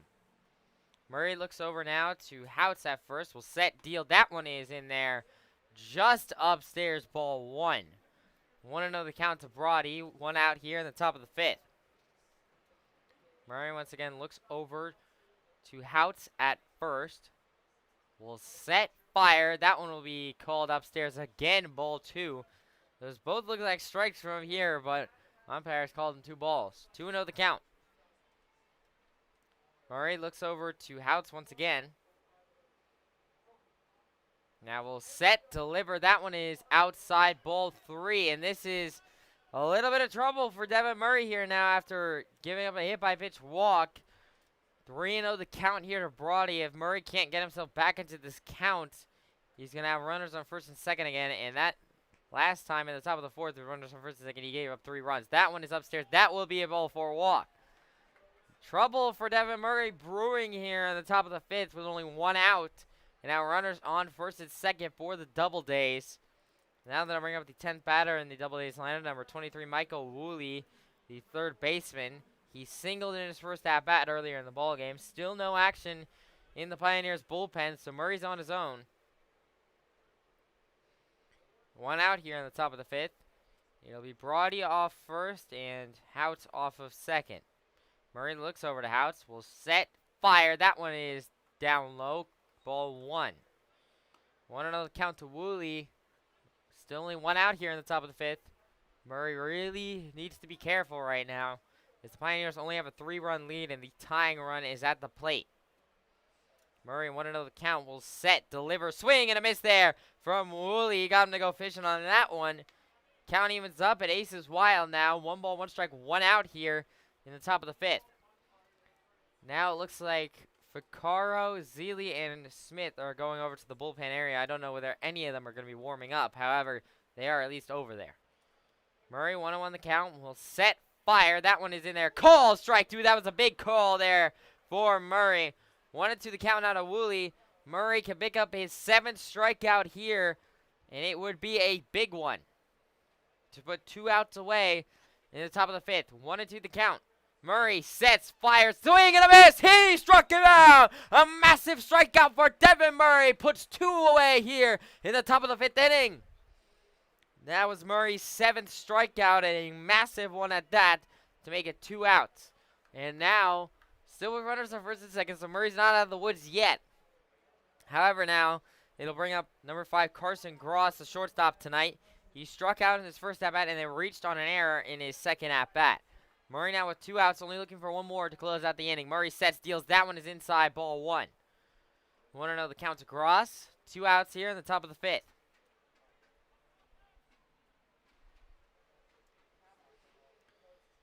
It will be Brody off first, Houts off second still. Murray looks over to Houts. Now will set, fire. That one is in there.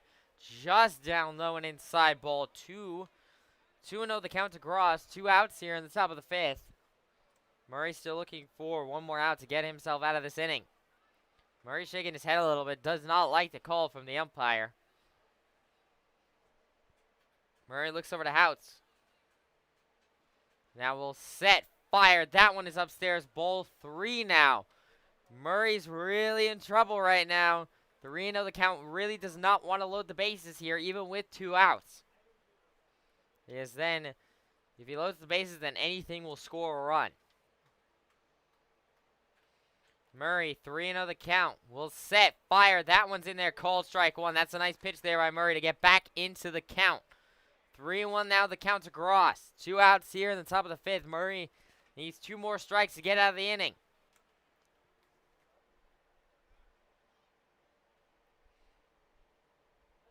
Murray now, 3-1 the count.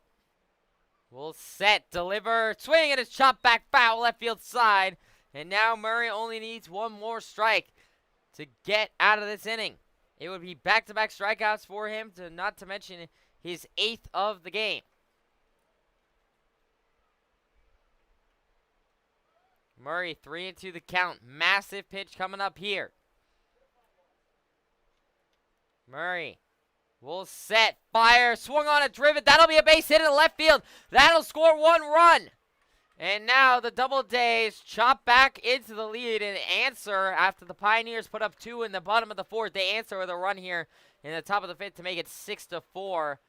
Still 2 outs here off of an RBI single from Carson Gross.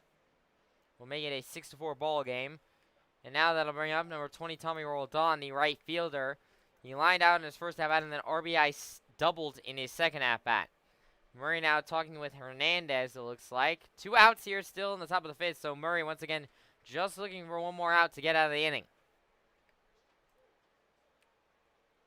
Roldan will now step in, and it'll be Gross over there at first, and still Brody at second. Murray sets, deals. That one is in there. Called strike one. 0-1 the count to roll Dawn. 2 outs here in the top of the fifth still. It's been a little bit of a seesaw action ball game. Back and forth. Teams trading body blows as that one is popped up. Left field side. Hernandez coming in on it. Cannot make the play as they just run out of time. Murray also ran in on that one. 0-2 the count to roll Dawn. Murray can pick up his 8th strikeout here and still end the inning. On an 0-2 count. This game, like I was saying, just trading back body blows. Teams answering one another with runs.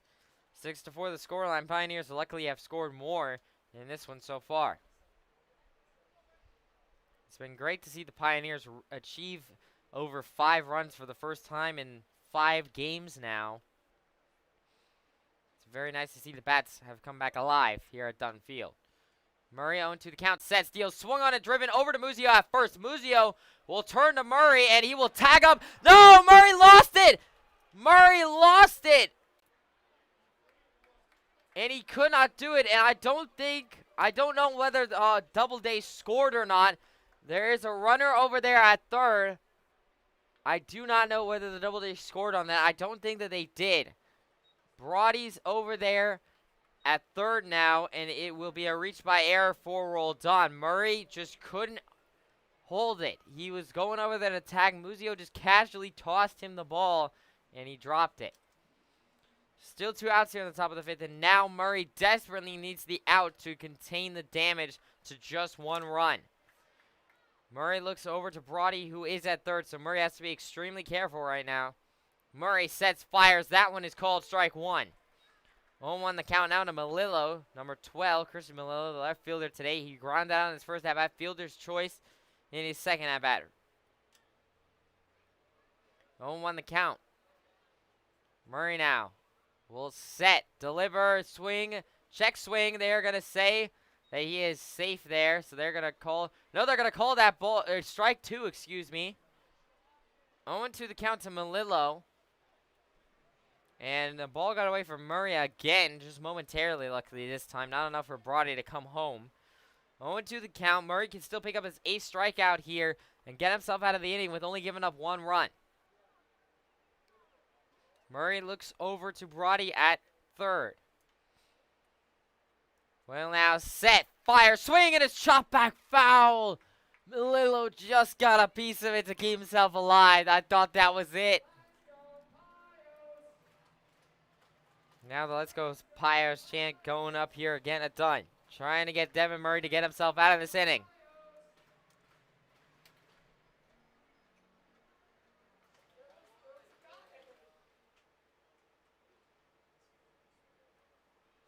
Murray sets, fire, swing, and it's chopped back foul again. Melillo really extending this one and causing problems. As actually, I didn't even realize the bases are loaded actually for the DoubleDays. So that was only a single, so no runs scored. It's still 6-4, but I didn't even realize, but the bases are loaded. Once again, it's so hard to tell who's who as they're all wearing red jerseys. It's really hard to tell between the white and the gray pants. 0-2 still the count to Melillo. This would be a massive strikeout with the bases loaded here on 2 outs in the top of the fifth. Murray looking to get the Pioneers out of this inning. Murray sets, fires. That one is just upstairs. Called ball 1. Are you kidding me? That one looked dead center of the plate from up here, and I thought that was called strike 3, and that Murray was about to walk off. Not so fast, said the umpire.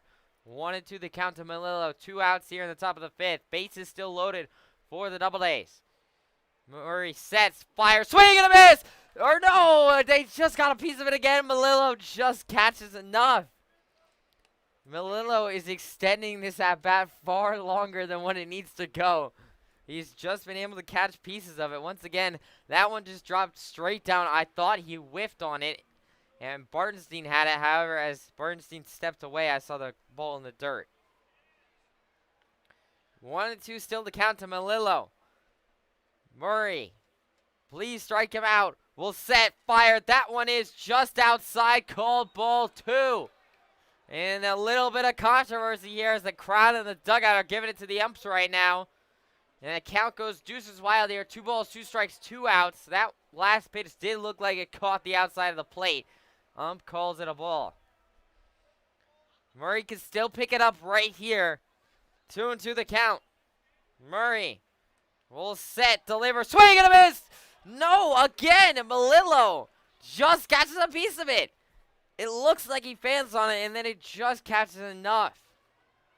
Are you kidding me right now? That's the 3rd pitch that I think he strikes him out, and they just can't get him. He just will not go away.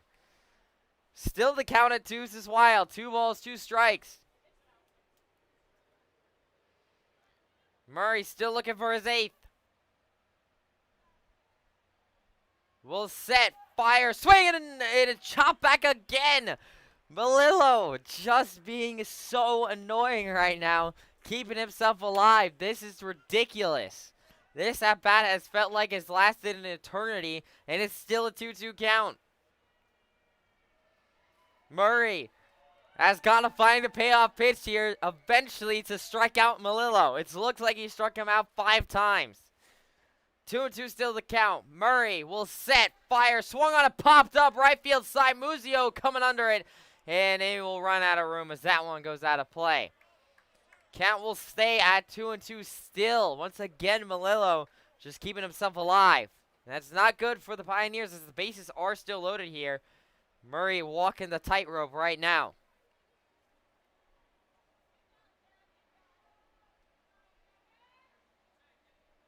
Murray still looking for that payoff pitch to get the Pioneers out of the top of the 5th. Murray now. 2-2 the count still. Will set, fire. This time it's swung and chopped foul left field side. Melillo is not going away. He's fouling everything. And it's several times it's looked like Melillo struck out and he will still be alive. Deuces wild. The scoreboard still reads 2 balls, 2 strikes, 2 outs here in the top of the 5th. Pioneers fans trying to rally Devin Murray here to get the Pioneers out of this inning. Base is still loaded for the DoubleDays. Any base hit will score probably 2 runs. 2-2 the count still. Murray, please get the 8th strikeout right here, right now. Murray sets, fire, swing, and it's chopped foul again. Melillo is driving me crazy up here. He's just fouling it. That one left field side again. And the count will stay at 2 balls and 2 strikes.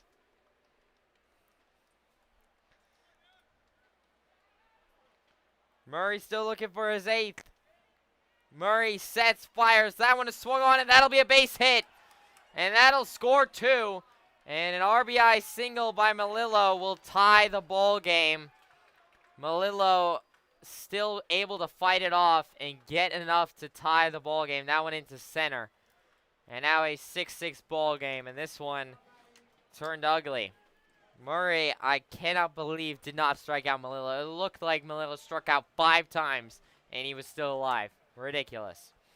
And now Andrew Drum's going to come in, and I think this might do it for Murray. It doesn't look like it, as there's nobody in the bullpen ready, I don't think. So Murray's still going to be out here with 2 outs still in the top of the 5th, and now a tie ball game.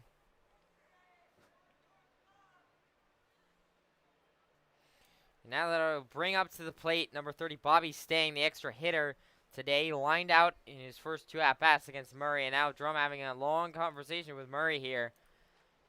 Murray, it's just, that's a tough break for him, because really it looked like Melillo struck out 3 or 4 times, and yet every time he just got enough to keep it foul. And so really that's just a tough break for Murray. He did everything he could on that one. I do not blame him for those 2 runs. That is just such a tough break. And now, umpire coming in to tell Drum his time's up probably.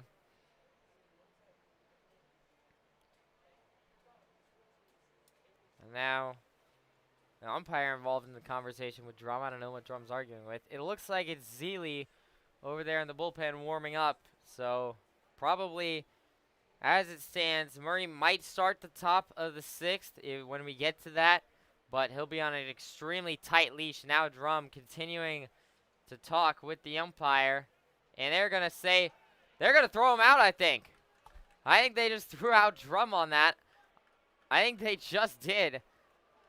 I don't exactly know. He's still talking with them. The umpire motioned as if he was thrown out. I'm not 100% sure. This would be the first throw out by Drum of the season. I've not seen him get thrown out this entire season so far. And now Drum takes off his hat and is furious with the umpire. I think he has been thrown out. I'll see whether he exits the dugout. And I don't know. It's going to be very interesting. And I think, yes, Drum has been thrown out. And now it'll be Christian Zeile coming in order to relieve Devin Murray. So the first throw out of the season for Andrew Drum comes in a very anticlimactic fashion, to be completely honest. It just looked like he was talking with the umpire, and then the umpire just threw him out. So a bit of an interesting call there. I don't know exactly what they were arguing about, but Drum has been thrown out, so that'll do it for the night for Drum. And Murray is going to be done now, as it will be number 16, Christian Zeile, in to relieve him. Murray, a very solid outing from him. I do not blame him for those last 2 runs. That was such a tough break, and some very controversial calls throughout this one. Murray did a great job today. He finishes with 7 strikeouts and 6 earned runs on 5 hits. And that'll be what his stat line rates, even though it should really only be 4. But unfortunately, the stat book does not count half runs. And so it'll be Zeile on the mound. Zeile, one of the two-way players on this Pioneers team. Zeile both bats and pitches. Zeile so far this season has made 5 appearances, a 2.89 ERA and 9.1 innings pitched, only given up 5 hits, 3 runs and earned runs, 5 walks, 8 strikeouts, and a 1-0 record to go along with 1 save so far this season. And he's a 6'1", 190-pound sophomore right-handed pitcher out of Seton Hill. That's what trips me up, these Seton Hill and Seton Hall players. They're messing with my mind. Seton Hill University in his hometown of Greensburg, Pennsylvania. Last time we saw Zeile was out against Batavia, where he threw for 4 innings, had 2 hits, 1 walk, and 3 strikeouts so far, in that one. And so now Zeile will be coming on to relieve Murray here in the top of the 5th. Still 2 outs, though. Zeile, a pretty easy task, just trying to get 1 out. Runners on first and second once Zeile is done warming up. And so we'll see what happens. Actually, it's going to be runners on second. No, it looks like it is going to be runners on first and second. I was right originally. So runners on first and second for the DoubleDays here. Once Zeile is warmed up. 2 outs here in the top of the 5th. He will have to face number 30, Bobby Stang, the extra hitter today, who lined out in his first 2 at-bats earlier in the ball game. And so now Stang will step in to face Zeile here. Still looking to get out of this top of the 5th. That has now allowed for the DoubleDays to tie this one up. Pioneers will once again have to answer. They've done well at answering so far today. They need to continue to do that as we go into the late innings of this one. Zeile now. He'll step off the mound. It's not a balk. He was granted time as he was going to check over to, I believe that is number 20, Roldan. Zeile sets, fires, calls strike 1 right down Broadway right there. 0-1 the count out of Stang. 2 outs here in the top of the 5th still.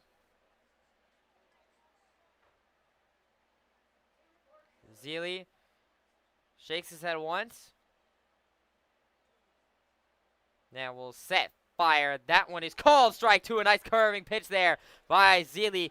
And the count goes 0-2. Zeile can pick up his first strikeout here and get the Pioneers out of this inning. Zeile now, 0-2 the count to Stang. Will set, fire. That one is outside, ball 1. 1-2 the count to Stang. 2 outs here in the top of the 5th.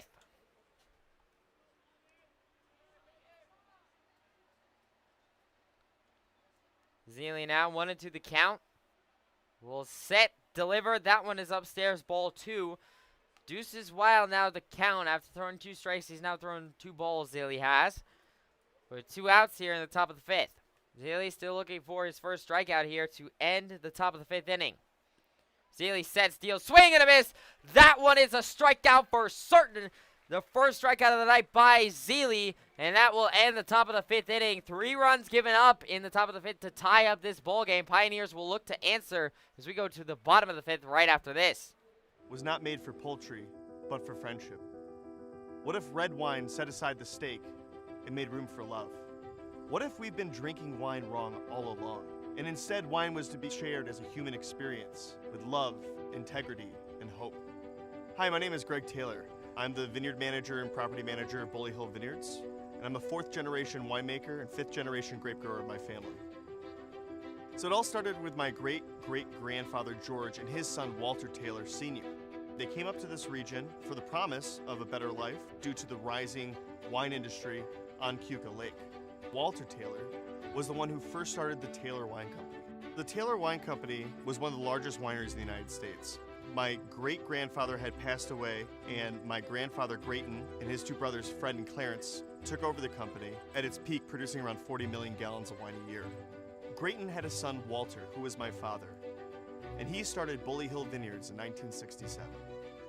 My father had a vision for the Finger Lakes wine industry. When Bully Hill was started, only 5 producers existed, and now there's over 300. And he firmly believed that you have to have a certain level of integrity and honesty with the people around you and yourself. And these are kind of the staples of what our business is. Bully Hill was built on the back of French-American hybrid vines. These varietals were developed in France in the 19th century, and they were brought over. Welcome back to the Pioneers live stream. It's the bottom of the 5th inning, and it will be Simon Aluko on the mound, number 22, back up here after giving up 2 runs in the bottom of the 4th. He will now start the top of the 5th. Leading off this inning for the Pioneers, it'll be number 15, Brody Bartenstein, leadoff man today. The catcher today as well. He popped out in his first at-bat, lined out in his second at-bat.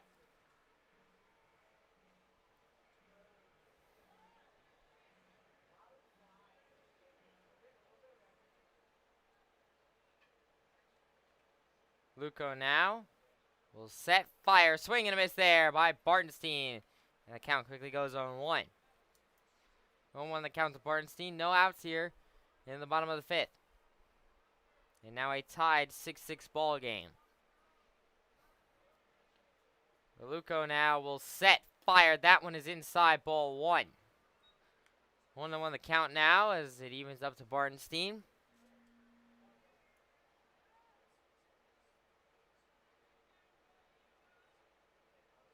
Luco now will set, deliver, swing, and a miss there by Bartenstein. The count quickly goes 1-2 now. 1-2 the count to Bartenstein. No outs here in the bottom of the 5th.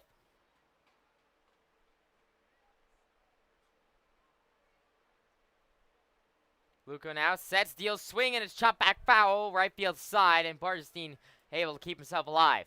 Count will stay at 1-2. Still no outs here in the bottom of the 5th inning.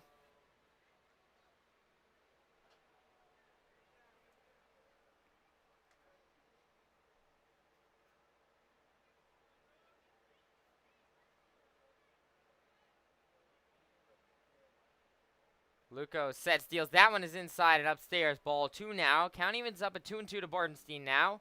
Still no outs here in the bottom of the 5th.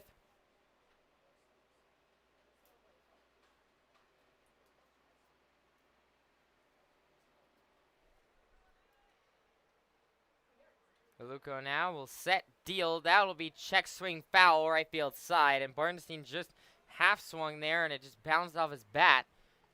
2-2 still the count to Bartenstein. No outs in the bottom of the 5th inning.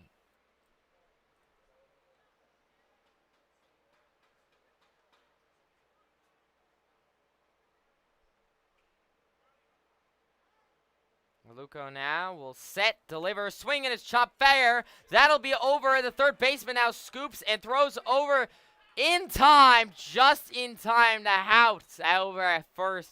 And that'll be one away. Bartenstein almost able to outrun it there. That was a chopped ball fair right down the third base line into the infield grass there. And Woolley just able to scoop it and throw it over to House just in time. Only by about half a step there did he beat Bartenstein. Now and then I'll bring up the second batter in the Pioneers lineup, number 10, John Schroeder, the right fielder today. He singled in his first at-bat and then RBI doubled in his second at-bat, so he's 2 for 2 so far. Schroeder looking to extend his hot streak here. Aluko now will set, deal. That one is outside, ball 1. 1-0 the count to Schroeder. Just as a note, Schroeder has not faced Aluko so far. Both of those came against Huff, his first 2 at-bats. 1-0 the count now to Schroeder. 1 out here in the bottom of the 5th. Aluko sets, delivers. That one is inside, called strike 1. 1-1 the count to Schroeder. Ace is wild now as it's 1 ball, 1 strike, 1 out here in the bottom of the 5th. Aluko now sets, delivers. That one is outside, and that gets by Bolin. The count will stay at, the count will go now 2-1 in Schroeder's favor. Only 1 out here in the bottom of the 5th. Schroeder looking to get on. The Pioneers looking to answer back after a 3-run top of the 5th for the Doubledays. Aluko now will set, fire, swung on a chop back foul, right field side by Schroeder, and the count will go 2-2 now. Count evens up. Aluko only has 1 strikeout so far. He can pick up his second one here against Schroeder on this 2-2 count.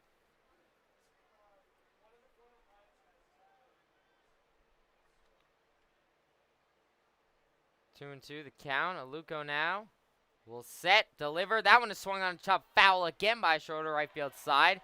And the count will stay at 2-2. And a big round of applause for clubhouse manager Ben going and grabbing that foul ball. 2-2 still the count to Schroeder as he'll step back in. 1 out here in the bottom of the 5th. Aluko now will set, fire. That one is inside, down low, ball 3 now. Count now fills up 3-2 to Schroeder. Aluko trying to avoid a walk. 3-2 the count to Schroeder. 1 out here in the bottom of the 5th.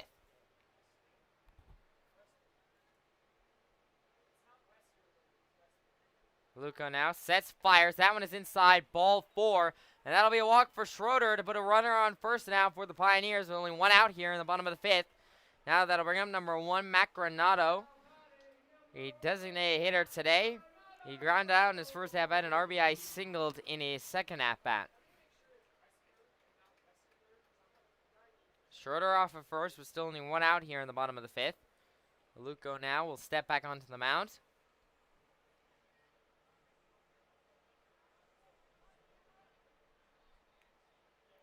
Aluko looks over to Schroeder.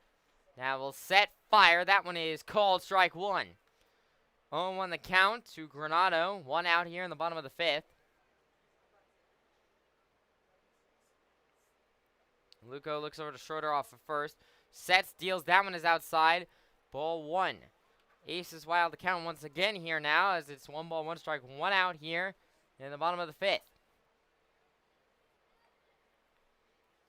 Schroeder takes his lead off first. Aluko will check over to first. Schroeder able to get back in time, and he will be safe. I thought the umpire over there in the infield was about to throw him out, and that would have been an egregious call. Count will stay 1-1 to Granato. Schroeder will retake his lead off first now. Aluko now with Schroeder now is in trouble. As though Aluko misses the throw. He throws it between the shortstop and the second baseman, and Schroeder is safe at second. Schroeder was in trouble as he completely overread the situation and got greedy. And Schroeder catches a break there as Aluko just completely misses the throw and throws it in between the 2 infielders. He throws it right in between Brody and Cross. And that's another error on the day for the Doubledays as Schroeder's now able to go over there and get over to second. Aluko now will set, fire. That one is called strike 2. Wow. I thought that one was way inside Granato. It looked like I almost had to step out of the way of that one. The count goes 1-2 now in Aluko's favor. Still only 1 out here in the bottom of the 5th. Runner in scoring position in John Schroeder over there at second. Aluko sets, deal, swing and a miss there by Granato, and he goes down swinging. That is the second strikeout for Aluko, and now 2 outs here in the bottom of the 5th. We'll bring up number 77, Joe Muzio, the first baseman today. He struck out in his first 2 at-bats. Muzio looking to change his luck against Aluko here. 2 outs on the board, and John Schroeder over there at second for the Pioneers. looking to answer back a 3-run top of the 5th. Maluko will look over to Schroeder, will set, deliver, swung on a chop, foul, left field side, and the count goes 0-1. 0-1 the count to Muzio. 2 outs here. In the in the bottom of the 5th. Schroeder off of second. Maluko now will set, fire, swing and a miss there by Muzio, and the count quickly goes 0-2 now. Maluko now looking for back-to-back strikeouts here to end the bottom of the 5th. Maluko now will look, set, deal. That one will be inside, ball 1. 1-2 the count to Muzio now with 2 outs here in the bottom of the 5th.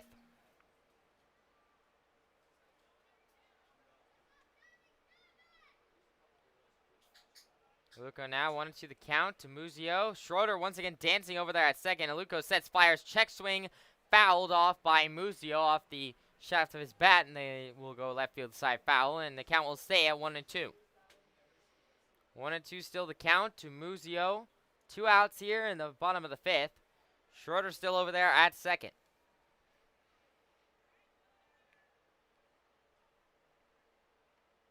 Maluko now will set, deliver. That one is inside, ball 2 now. Deuce is wild now the count as it evens up at 2 balls, 2 strikes, 2 outs here in the bottom of the 5th inning.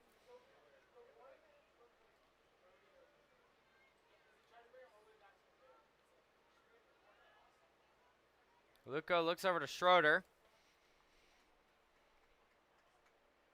And now will set, deliver, swung on it, popped up into the shallow infield. The third baseman, Woolley, will make the play, and that'll end the inning. No runs for the Pioneers in the bottom of the 5th. We go to the top of the 6th, where the Pioneers are still tied with the Doubledays 6-6.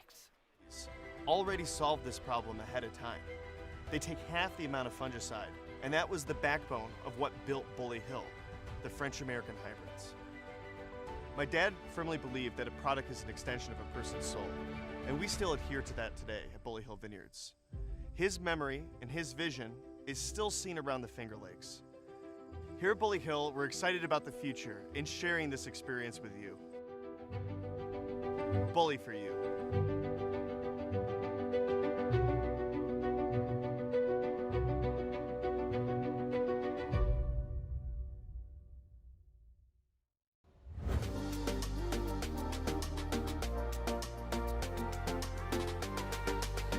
I was actually a passenger on the bus.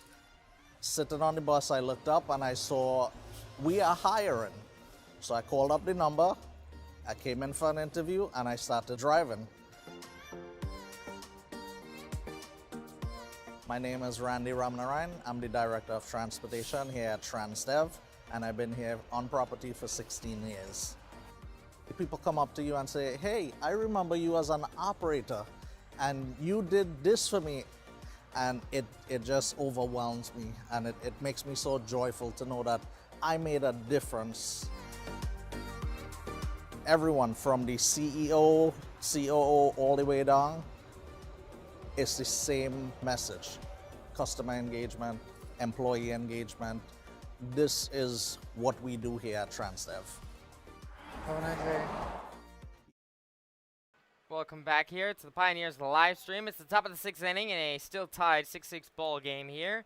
It'll be Christian Zeile back on the mound for the Pioneers here to start the top of the 6th. And leading off, it'll be number 16, Garrett Prosper, the designated hitter today for the Doubledays. So far, Prosper struck out in his first at-bat and then RBI singled in his second at-bat. Both of those came against Devin Murray, the starter today for the Pioneers. He has not faced Zeile yet. Zeile sets, delivers, and that one is called strike 1 right down the center of the plate. 0-1 the count now to Prosper. No outs here in the top of the 6th. Zeile sets, fires. That one is called strike 2. Another pitch right down Broadway. And the count quickly goes 0-2. Zeile looking for back-to-back strikeouts here to put one away in the top of the 6th. Zeile now sets, fires, swung on a driven over to Muzio at first. Muzio able to catch it, and that will be a line out. As Muzio catches it before it hit the ground, And there is now one away here in the top of the sixth. A nice start to the inning for Zeile. And now, that'll bring up number 15, Jake Bolin, the catcher tonight. And he struck out in his first 2 at-bats against Murray. He has not faced Zeile yet. 1 out here in the top of the sixth. Zeile shakes his head once, now nods. Zeile sets, fires. That one is called. Strike 1. 0-1 the count now to Bolin. 1 out here still in the top of the sixth. Zeile sets, delivers, swing and a miss there by, or excuse me, that is not Bolin. That is a pinch hitter, actually. That is number 6. So let me actually find out who that is real quick, because I didn't even notice that. It's Benji Reese, actually, who is pinch hitting. 0-1 the count. Reese now as we'll take ball 1, and the count now evens up at aces wild here. 1 ball, 1 strike, 1 out here. I didn't even notice Benji Reese was at the plate. And Zeile sets, fires. That one is swung and shot back foul, and the count will go 1-2 now. Zeile looking for his second strikeout here to put 2 outs in the top of the sixth.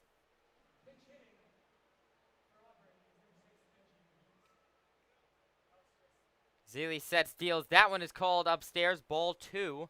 Count now will even up to Reese, 2-2. 1 out here in the top of the sixth. Zeile now sets, delivers. That one is down low and outside, ball 3. Count now fills up to Reese at 3-2. Still only 1 out here in the top of the sixth. Big pitch coming up for Zeile. Zeile now sets, fires. That one is upstairs, ball 4, and that will be a walk. First walk given up by Zeile of the ball game here comes with 1 out in the top of the sixth, and now Benji Reese over there at first, and now that'll bring up, I gotta check the numbers this time. It'll be number 28 for real this time, Christian Bauman, the center fielder today. Bauman so far has struck out twice. Both of those came against Murray in his first 2 at-bats. He's not faced Zeile so far. 1 out here, still in the top of the sixth. Benji Reese off of first. Zeile sets, deals. That one is called strike 1 right down Broadway. And the count now 0-1 to Bauman. Zeile checks over to first, and Reese able to get back in time. Still 0-1 the count to Bauman. Zeile now sets, fires. That one is just outside, ball 1. Now the count aces wild here. 1 ball, 1 strike, 1 out here in the top of the sixth. Zeile sets, deals, swing and a miss there by Bauman, and that'll be called strike 2. 1-2 the count now to Bauman. Zeile looking for his second strikeout. This will be a big one here to put 2 outs in the top of the sixth. Reese still over there at first for the DoubleDays. Zeile sets, delivers. That one is outside, ball 2. Count now evens up at 2-2 now to Bauman. 1 out here in the top of the sixth. It looks like there is number 88, Joseph Keltson, warming up in the bullpen for the Pioneers. Zeile sets, fires. That one is upstairs, ball 3 now.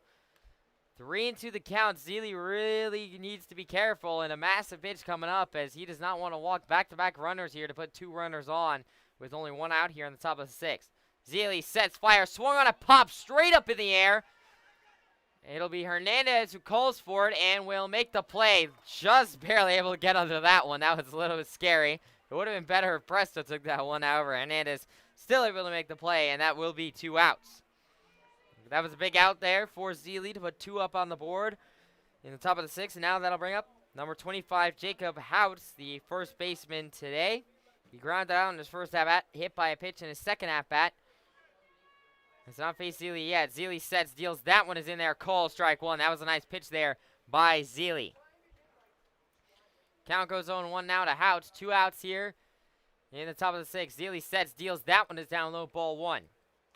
1-1 the count now to Houts. 2 outs here in the top of the sixth. Reese still over there off of first. Zeile sets, delivers. That one is way outside. Houts had to duck out of the way of that one. The count now 2-1. 2-1 the count to Houts.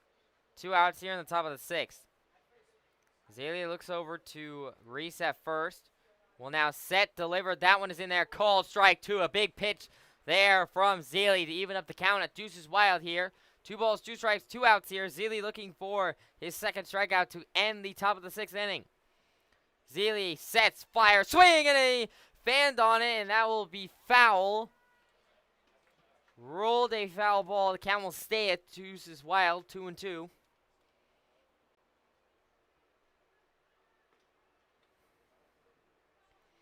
Zealy looks over to first in Reese.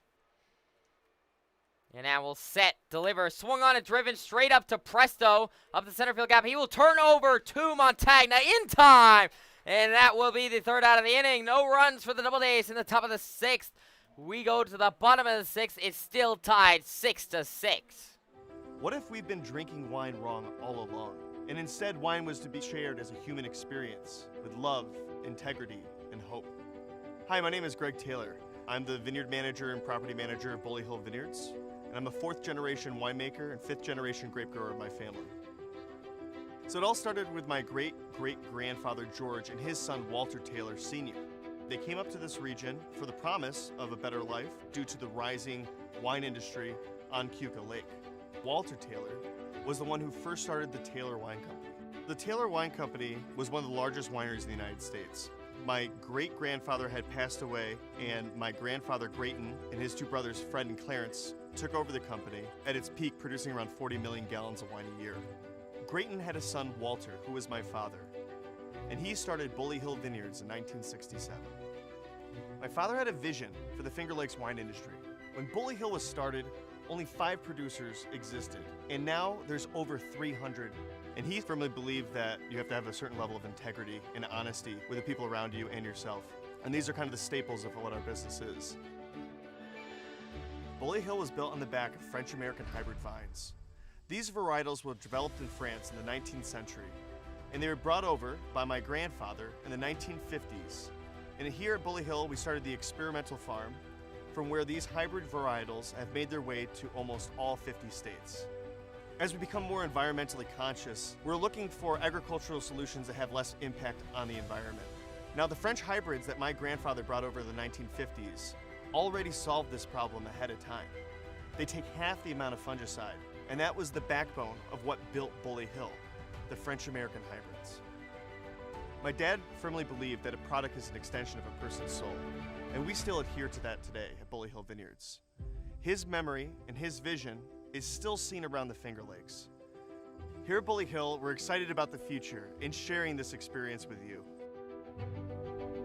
Bully for you. Welcome back here to the Pioneers live stream. It's the bottom of the 6th inning here. A new pitcher on the mound in Devin McWaters now on the mound for the Doubledays. Leading off this inning for the Pioneers, it'll be number 14, Jake Keller, the extra hitter.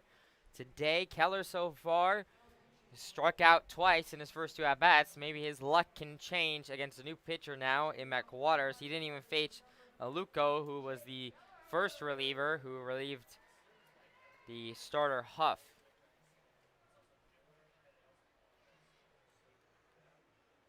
Pioneers looking to take the lead here in the bottom of the 6th, as it's currently all 6s on the scoreboard. We are 6-6 is the score, and we're in the bottom of the 6th inning. Keller now awaits the first pitch from McWaters. McWaters sets, fires. That one is called upstairs, ball 1. 1-0 the count to Keller here. No outs in the bottom of the 6th.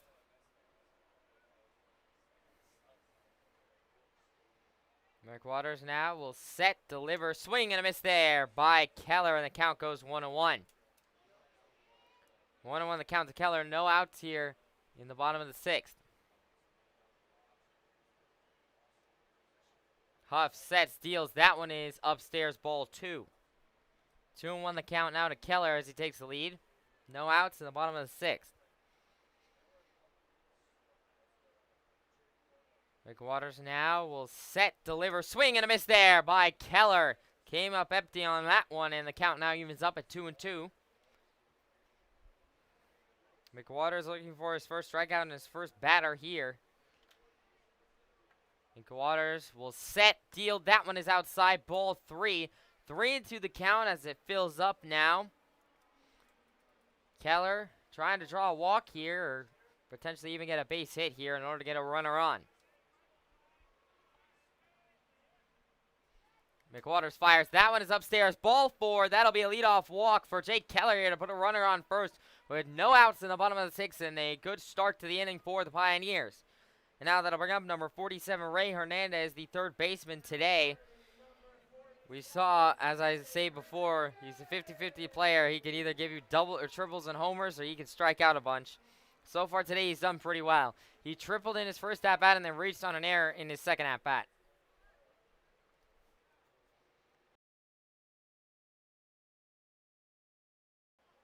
McWaters looks over to Keller at first. Well, now set, delivered. That one is called. Strike 1 just caught the outside of the plate. 0-1 the count now to Hernandez. Hernandez, earlier earlier in the second at-bat, drove one out of the ballpark. However, it was foul. McWaters fires. That one is way inside, and Bolin, it's actually Reese who's now catching for Bolin. I forgot that Reese is now in the game. And so Reese just able to catch that one. 1-1 now the count to Hernandez. McWaters shakes his head once, looks over to Keller at first. Now we'll set, deliver, swing on it, driven over to the second baseman. Second baseman just able to make a play, and that's a double play. A 4-3 double play as Brody's able to catch that and then turn it over to Houts before Keller can get back, and that'll be 2 outs here in the bottom of the 6th, and that is about the worst case scenario for the Pioneers. That one, very lucky there by Brody that he just got enough of it. It just stayed in his mitt off the top of it. Now that'll bring up the 7th batter in the Pioneers lineup, number 2, Dom Presto, the shortstop. So far, Presto has technically sacrificed, grounded out twice to bring in 2 runs. He'll now come up here as McWaters sets fire. Swing and a miss there by Presto. And the count quickly goes 0-1 now. 0-1 the count to Presto. 2 outs here in the bottom of the 6th. McWaters now will set, deliver. That one is upstairs, ball 1. 1-1 the count now to Presto. Still 2 outs, bottom of the 6th.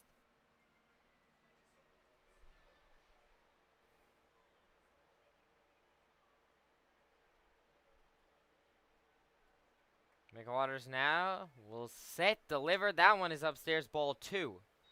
2-1 the count to Presto as he takes the lead. 2 outs here in the bottom of the 6th.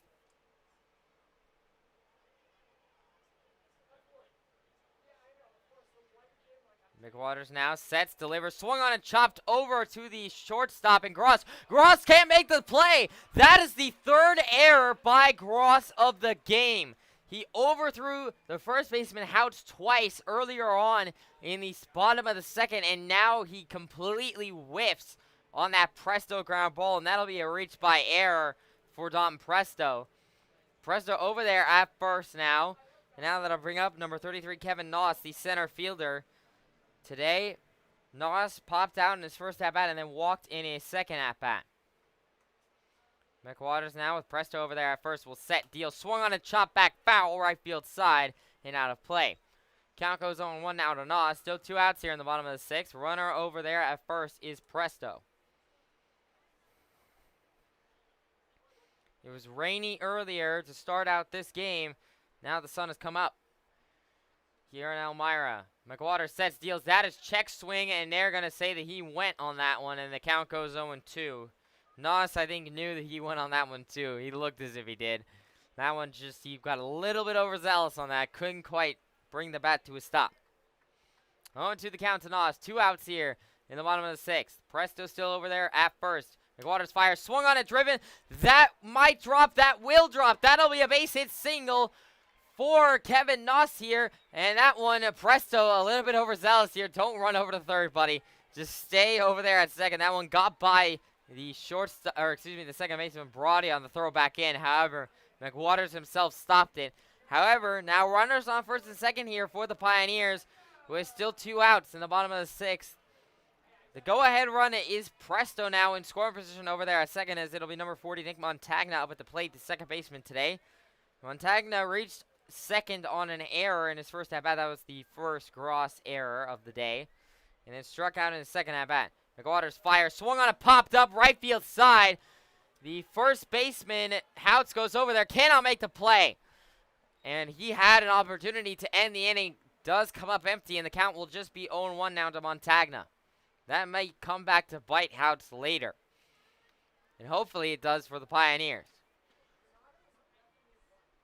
0-1 the count to Montagna. 2 outs here in the bottom of the 6th. Runners on first and second for the Pios. The sun is bright. It's super bright now.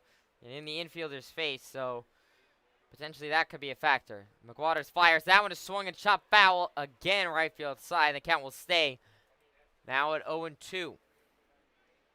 McWaters looking for his first strikeout of the game, and it would end the inning here and send us to the top of the 7th. McWaters now looks over to Presto at second.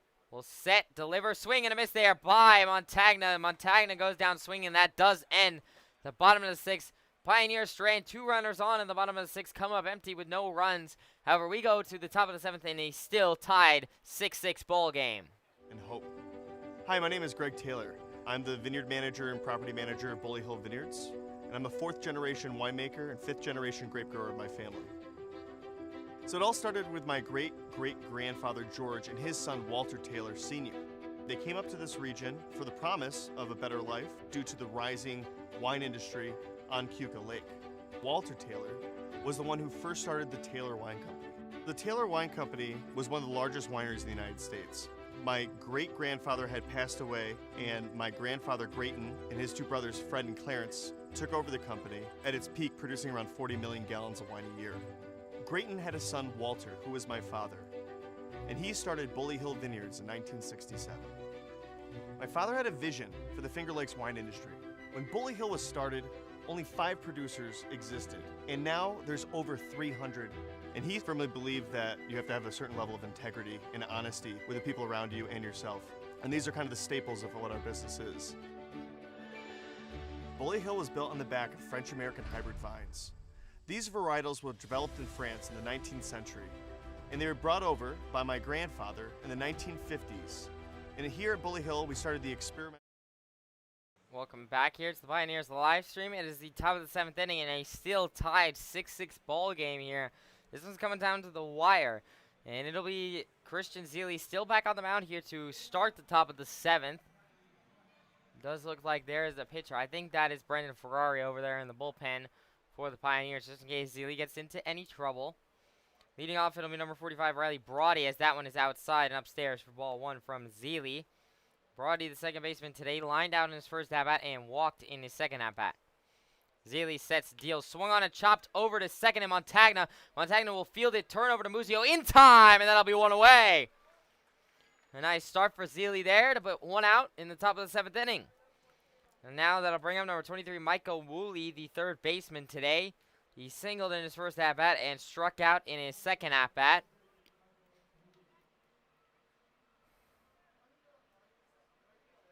There's actually looks to be a couple pitchers in the bullpen for the Pioneers. Zeile fires. That one is called strike 1. Just caught the outside of the plate. 0-1 the count out of Woolley. 1 out here in the top of the 7th. Zeile now sets, fires, swung on a chop foul left field side. And the count will go 0-2 now.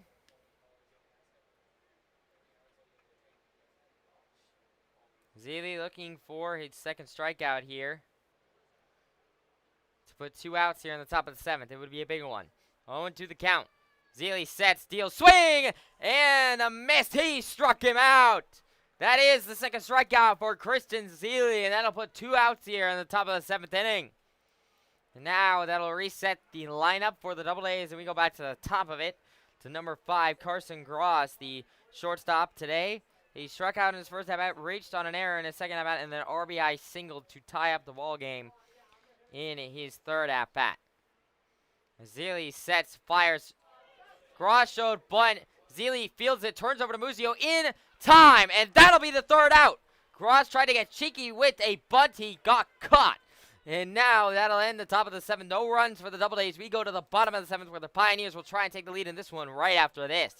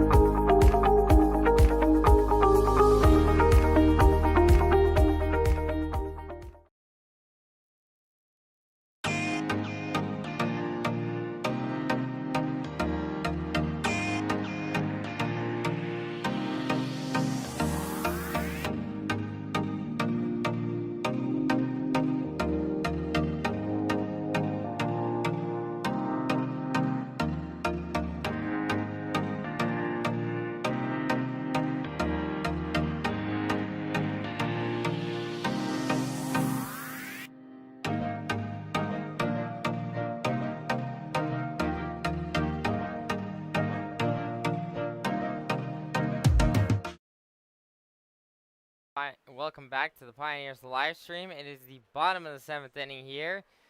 Pioneers still deadlocked with the Doubledays in this one, 6-6. They are now going to be up at the bats and an opportunity here to take the lead in this one. It'll be number 42, Spencer Auburn, the 10th batter in the Pioneers lineup, leading off. Left fielder today. He reached on an error in his first at-bat and then sacrificed fly in his second at-bat. We'll be facing Devin McWaters. McWaters still out there on the mound to start the bottom of the 7th for the Doubledays. McWaters now will set, fire. That one is called strike one. 0-1 the count to Auburn. No outs here in the bottom of the 7th.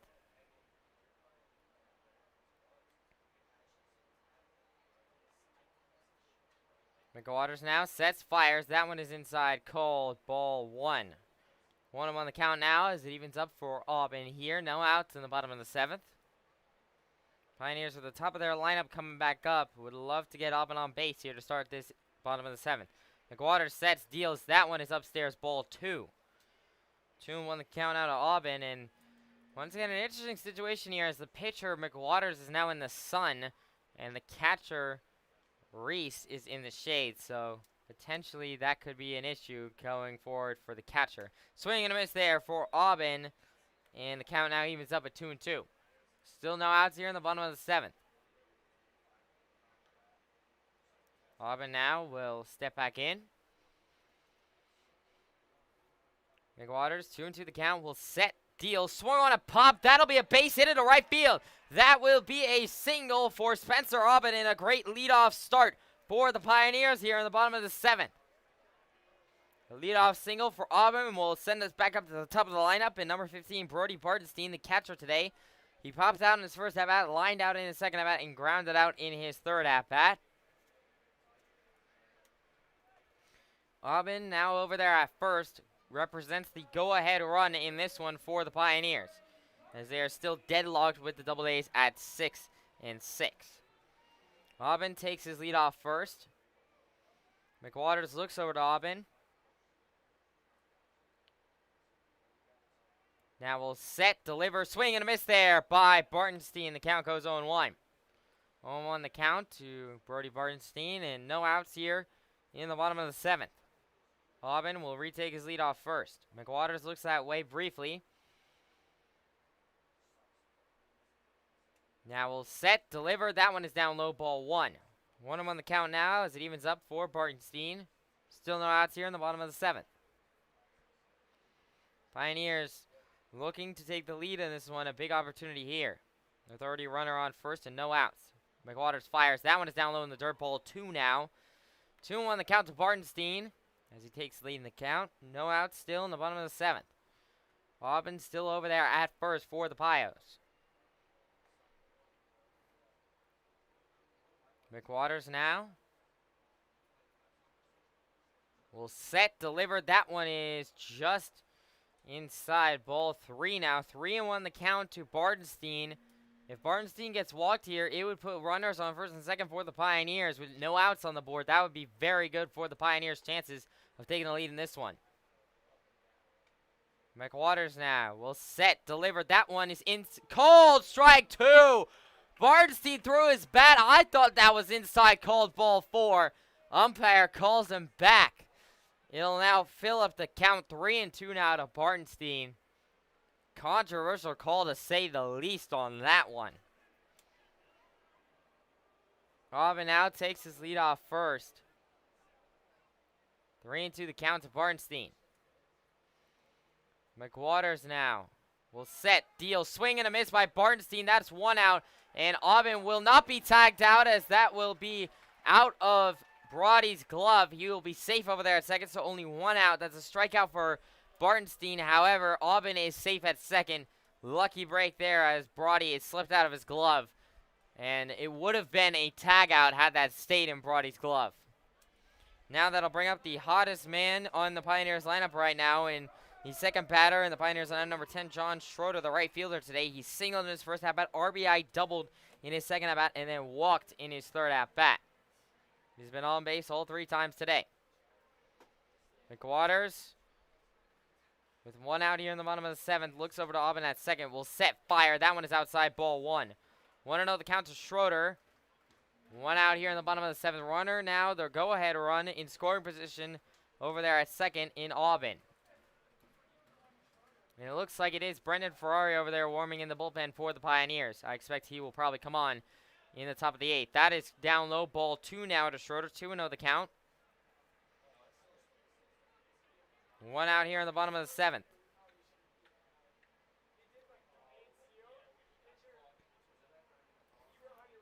Auburn takes his lead off second. Quite a big lead. McWaters sets, fires. That one is outside. Ball 3 now. 3-0 the count to Schroeder. One out here in the bottom of the 7th. It'll be Granado up after him, so still a big opportunity for the Pioneers to get some damage, even if Schroeder is walked. McWaters now. 3-0 the count to Schroeder. We'll look over to Auburn. Set, delivered. That one is upstairs. Ball 4, and that will be a walk to Schroeder. That's his second walk of the day. And now with runners on first and second here and only one out in the bottom of the 7th, it'll bring up number 1, Matt Granado. He doesn't a hitter today. And now McWaters is going to have a talking to by his manager. There is a pitcher warming in the bullpen for the DoubleDays, and I don't think they're going to go to him just quite yet. They're going to leave McWaters on with 2 runners on and only 1 out here in the bottom of the 7th. And now that will bring up Granado. Granado so far ground out in his first at-bat, RBI singled in his second at-bat, and then struck out in his third at-bat. Granado, if he can get a base hit here, might just be enough to score Auburn. It'll be tight, though, depending on where he puts it and how far. But that's what they're looking for here. Either that or looking for a walk to load the bases for Joe Muzio. McWaters will still be in. Yeah, I believe it's number 7 warming for the DoubleDays over there in their bullpen. Number 7 is Michael Sills. So Sills warming in the bullpen will probably come in after this inning, or if the Pioneers score in this inning. Hopefully the latter is what we're looking for here.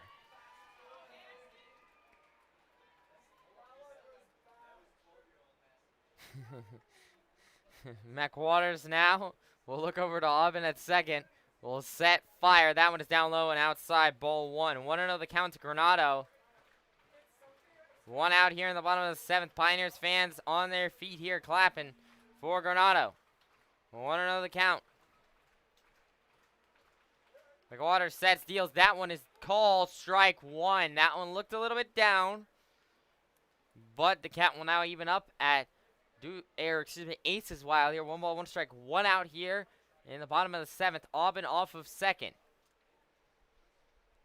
McWaters will set, deal. That one is down low and outside. Ball 2 now. Granado takes the lead in the count 2-1. Still only 1 out here in the bottom of the 7th. Runners on first and second for the Pioneers. This is a prime opportunity to take the lead in this game. And with Ferrari probably coming on to start the top of the 8th, they would be in good shape to close this one out. However, they still got to get the lead first. 2-1 the count to Granado. McWaters sets, fires. That one is chopped back and foul by Granado. The count now evens up at 2-2. 2-2 the count to Granado. Still only 1 out here in the bottom of the 7th. Schroeder over there at first. Auburn over there at second. McWaters now will set, deliver, swung on it, pop straight up. That is not good, as the catcher will come in and cannot make the play. He actually rammed into the fence. I thought that was going to be an out. However, it actually just drifted far enough to the right to be out of play. The catcher re-slammed into the fence right in front of the VIP seats. And so he might be a little bit banged up after that one. He is wearing a chest protector, so I don't know how much that one hurt, but he did go in there with quite some force. 2-2 still the count to Granado. 1 out here in the bottom of the 7th. Runners on first and second for the Pios.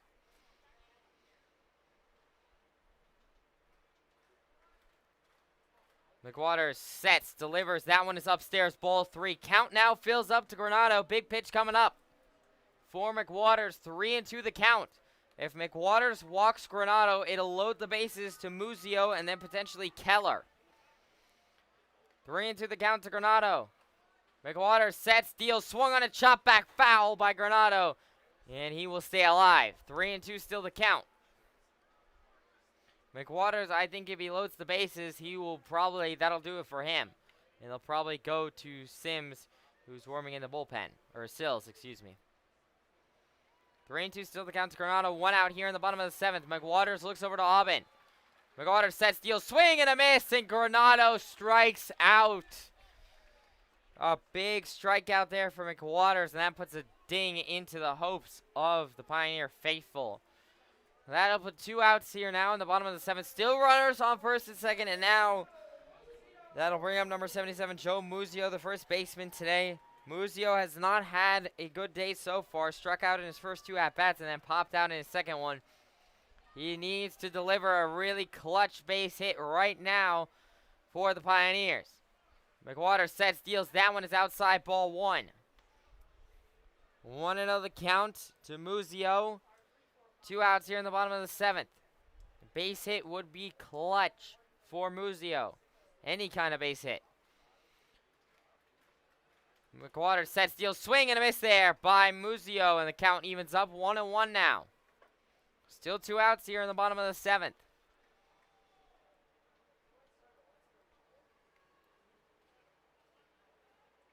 McWaters looks over to Auburn, will set, deal. That one is down low in the dirt, and Reese just able to hold that one. That would have been big if Reese had missed that one and allowed Auburn to go over to third. 2-1 the count to Muzio as he takes lead in the count. 2 outs here still in the bottom of the 7th. McWaters will set, deliver. That one is outside, ball 3 now. 3-1 the count to Muzio. If he is walked, it would be Jake Keller up on deck next. McWaters now, 3-1 the count. This is a big pitch. Will set, deliver. That one will be called strike 2. And now another full count here. 3-2 to Muzio. This is a massive pitch. 3-2 the count to Muzio. 2 outs here in the bottom of the 7th. McWaters looks over to Auburn at second. Will set, fire, swung on a chop, foul left field side. And the count will stay at 3-2. Let's go, Joe chant starting here at Dunn.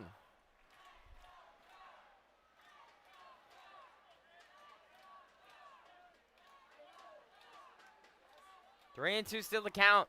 McWaters sets, deals. That one is outside, ball 4. And that'll load the bases now for the Pioneers. However, it is with 2 outs, so the Pioneers have to be extremely careful here now.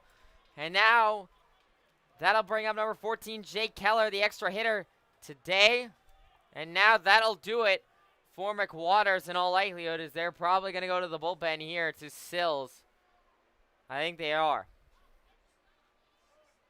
Yep, and that'll do it for McWaters. It'll be Michael Sills on the mound here now in a crucial moment. Bases loaded, 2 outs here in the bottom of the 7th. And Jake Keller will be at the plate.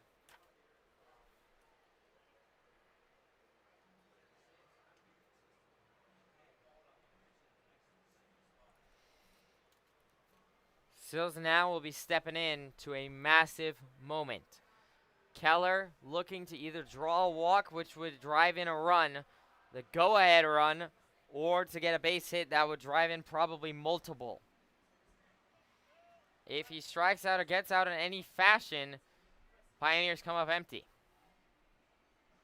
This is a big moment right here now, and if he gets on in any way, that'll bring up Ray Hernandez, who can certainly match a baseball, and that could break this game wide open. Keller really looking to just get on here to score a run and get Hernandez up, because if Hernandez can come up, he's already tripled already once, and if he does anything similar in that regard again, it will break this game wide open. However, first comes first, Keller has to do his part and get on and get in a run. If Keller does do that, it would be the go-ahead run to give the Pioneers the lead here before we go to the top of the 8th. It is Auburn at third, Schroeder at second, and Muzio at first. Those are the base runners for the Pioneers. Looks like Brennan Ferrari is waiting over there in the bullpen to see whether he will have a lead to work with in the top of the 8th, or whether he will have to try and keep this game tied still. Sills now still warming. This is a very tightly contested one, just like the last one here in Elmira. That was 3-2 the final. Elmira Pioneers able to get the win in that one.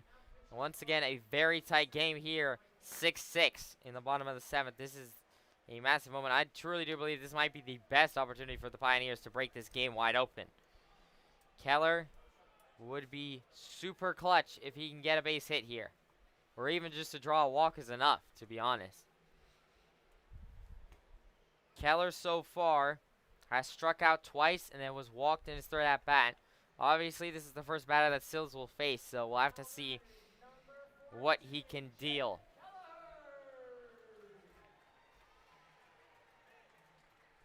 Bases loaded for the Pios. 2 outs here in the bottom of the 7th. Sills on the mound. Keller at the plate. A massive moment as this game is still tied.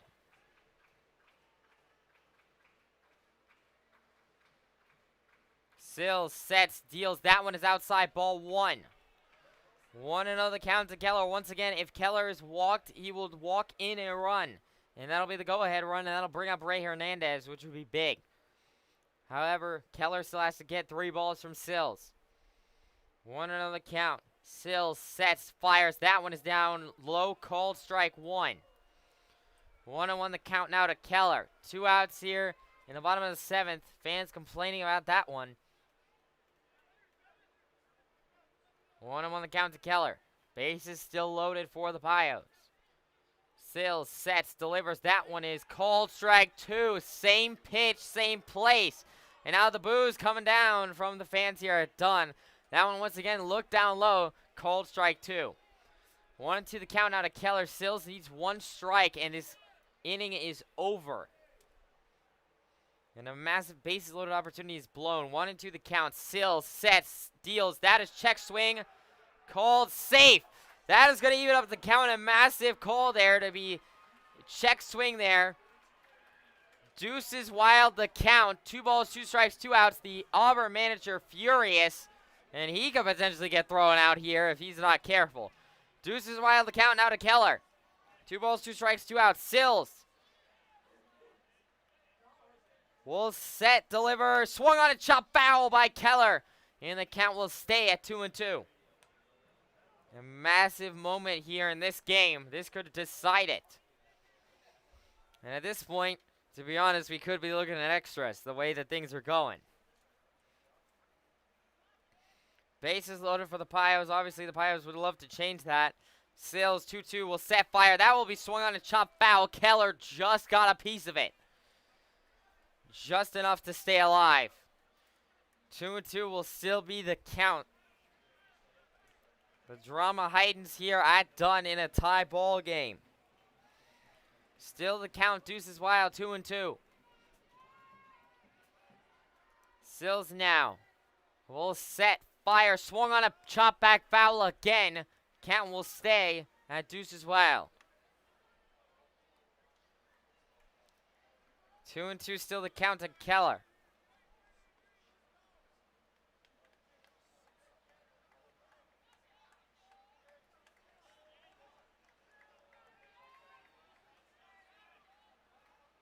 Sills now will set, deliver, swing and a miss, and he struck Keller out. That was a massive blown opportunity. Pios strand 3. We go to the top of the 8th. The Pioneers looking to keep this one tied.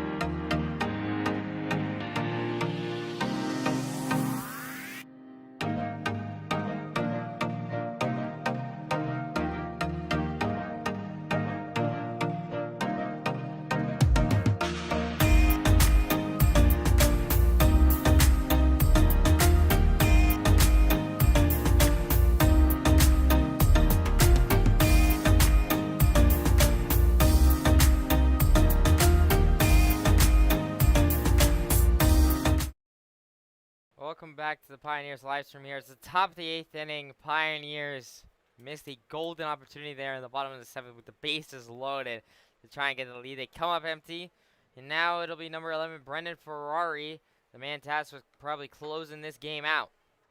Ferrari, one of the better relievers in the Pioneers bullpen. So far as 4 appearances, a 2.25 ERA, 8 innings pitched, only giving up 6 hits and 2 earned runs, 3 walks and 9 strikeouts so far, and has 1 save on his record so far. He's a 5'8", 175-pound junior right-handed pitcher out of UMass Boston in his hometown of Dunstable, Massachusetts. We last time saw him out at Niagara, where he threw for 3.2 innings pitched, only gave up 4 hits and had 2 strikeouts. Ferrari looking to shut down the DoubleDays and keep this game tied.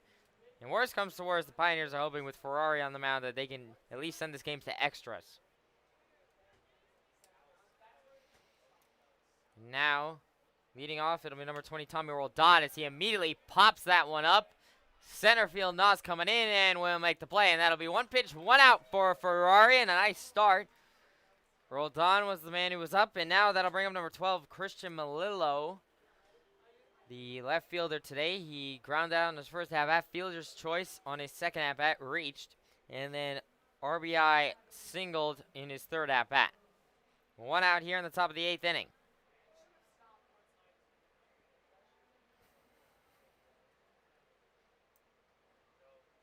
Ferrari now will set, fire. That one is down low, ball 1. 1-0 the count to Melillo. 1 out here in the top of the 8th inning. Ferrari now will set, deliver. That one is outside, ball 2. 2-0 the count to Melillo now. 1 out here in the top of the 8th.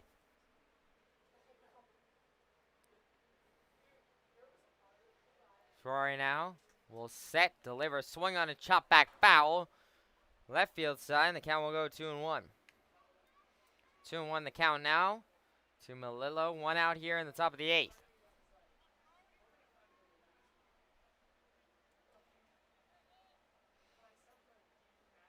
Two on the count. Ferrari sets, deals. That one is down low, ball 3. 3-1 the count now to Melillo. 1 out here in the top of the 8th. Ferrari looking to come back in the count and to not give up a walk. Ferrari sets, deals. That one is called strike 2. That was a nice pitch there by Ferrari. 3-2 the count now to Melillo. Big pitch coming up for Ferrari. Trying to avoid a walking, picking up his first strikeout. Ferrari now. 3-2 the count. Sets, delivers, swung on a chop back over to the second baseman in Montagna. Turns over to Muzio in time. That will be 2 away. And a nice play there by Montagna to Muzio. And that'll make it 2 outs here in the top of the 8th. Nice job by Ferrari, able to work back from a 3-0 count to a 3-2 count. And to get the ground out. And now that'll bring up number 30, Bobby Stang, the extra hitter today. He lined out in his first 2 at-bats and then struck out in his third at-bat. With 2 outs here in the top of the 8th, Ferrari looking to go 1-2-3 and to send us to the bottom of the 8th to where hopefully the Pioneers can finally get some runs on the board. Ferrari sets, deals. That one is called just upstairs and inside, ball 1. 1-0 the count now. It's a Stang. 2 outs here in the top of the 8th. Ferrari will set, deal. That one is outside, ball 2 now. 2-0 the count to Stang here. 2 outs in the top of the 8th. Ferrari now will set, fire. Swung on a chop back foul by Stang, and the count will go 2-1. 2-1 the count to Stang. 2 outs here in the top of the 8th.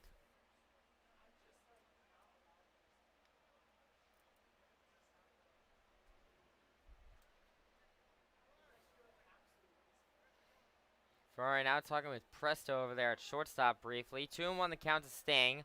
2 outs here in the top of the 8th. Ferrari now will set, fire. Swung on a chop back foul by Stang again, and the count now goes deuces wild here. 2 balls, 2 strikes, 2 outs here in the top of the 8th. Ferrari looking for his first strikeout and to go 1-2-3 in the top of the 8th inning.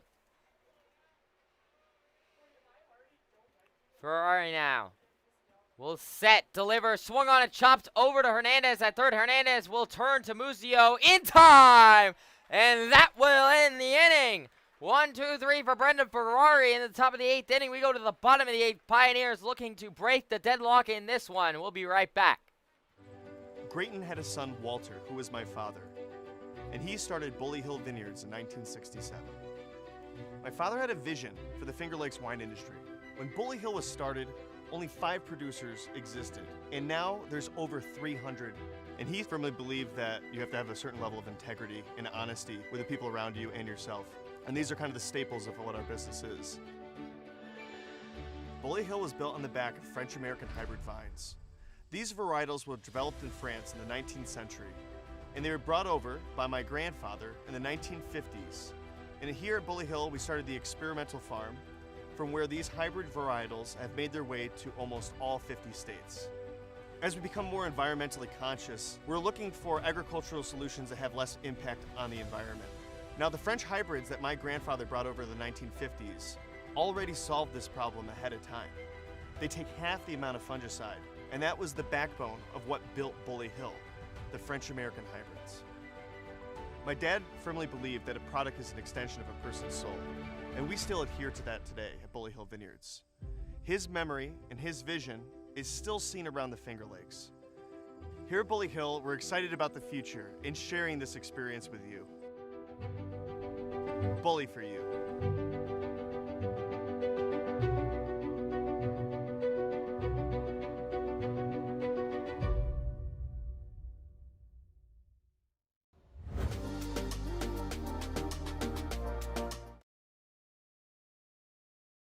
Welcome back here to the Pioneers live stream. It's the bottom of the 8th inning here. Michael Sills back on the mound, and still a deadlock game, 6-6 between the Pioneers and the DoubleDays. Leading off this inning for the Pioneers, it'll be number 47, Ray Hernandez, the third baseman today. Hernandez very much has home run power. We saw him hit a foul ball for about 400 feet over the right field side. However, it was foul. He's tripled in his first at-bat, reached by an error in his second at-bat, and lined out in his third at-bat. Sills now sets, fire, swung on and chopped back, foul. Count goes 0-1 to Hernandez. Hernandez, if he can deliver a home run here, this place is going to explode. And what a moment to do it if he could do it in this at-bat. 0-1 the count to Hernandez. No outs here in the bottom of the 8th. Obviously, Pioneers hoping for a homer, but even if they get a base hit here or a walk, they'd be pretty satisfied. They're just looking to try and break the deadlock. Sills now sets, fires. That one is down low, ball 1. 1-1 the count out to Hernandez as it evens up. No outs here in the bottom of the 8th.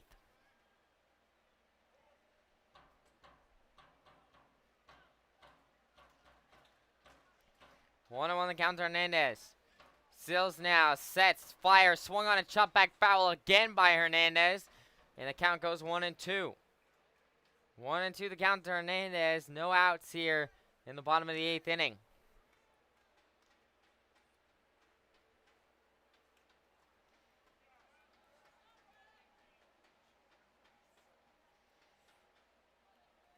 Sills now sets, deals, swung on a driven right field side, going back as rolls on at the wall. It is gone. See you later. Ray Hernandez delivers the home run shot that gives the Pioneers a 7-6 lead. Hernandez delivers on the bat that I called it, and the Pioneers break the deadlock by shattering it with a home run. The first home run here at Dunn Field. For the Pioneers, Ray Hernandez delivers another one. That's his second of the season. What a shot by Hernandez to give the Pios the lead. I called it. What a moment it would be. And Hernandez delivers. And now the Pioneers with a lead. And they are looking to close this one out. This place has been electrified by Hernandez. Presto now pops out over to first and outs. It doesn't really matter. A pop out for Presto puts one away here. But the damage is done. The Pioneers have a lead. And they will have a lead going into the top of the 9th. Delivered personally by Ray Hernandez. I've been calling his name all game long, saying that he is 50-50. He homers or he strikes out, and today he's been mashing the baseball. Sills sets, fires. That one's inside. Ball 1 to Kevin Noss, number 33, the center fielder. Noss popped out in his first at-bat and then was walked in his second at-bat, then singled in his third at-bat. 1-0 the count, 1 out here in the bottom of the 8th. Sills sets, fires. Swung on a chop back foul right field side.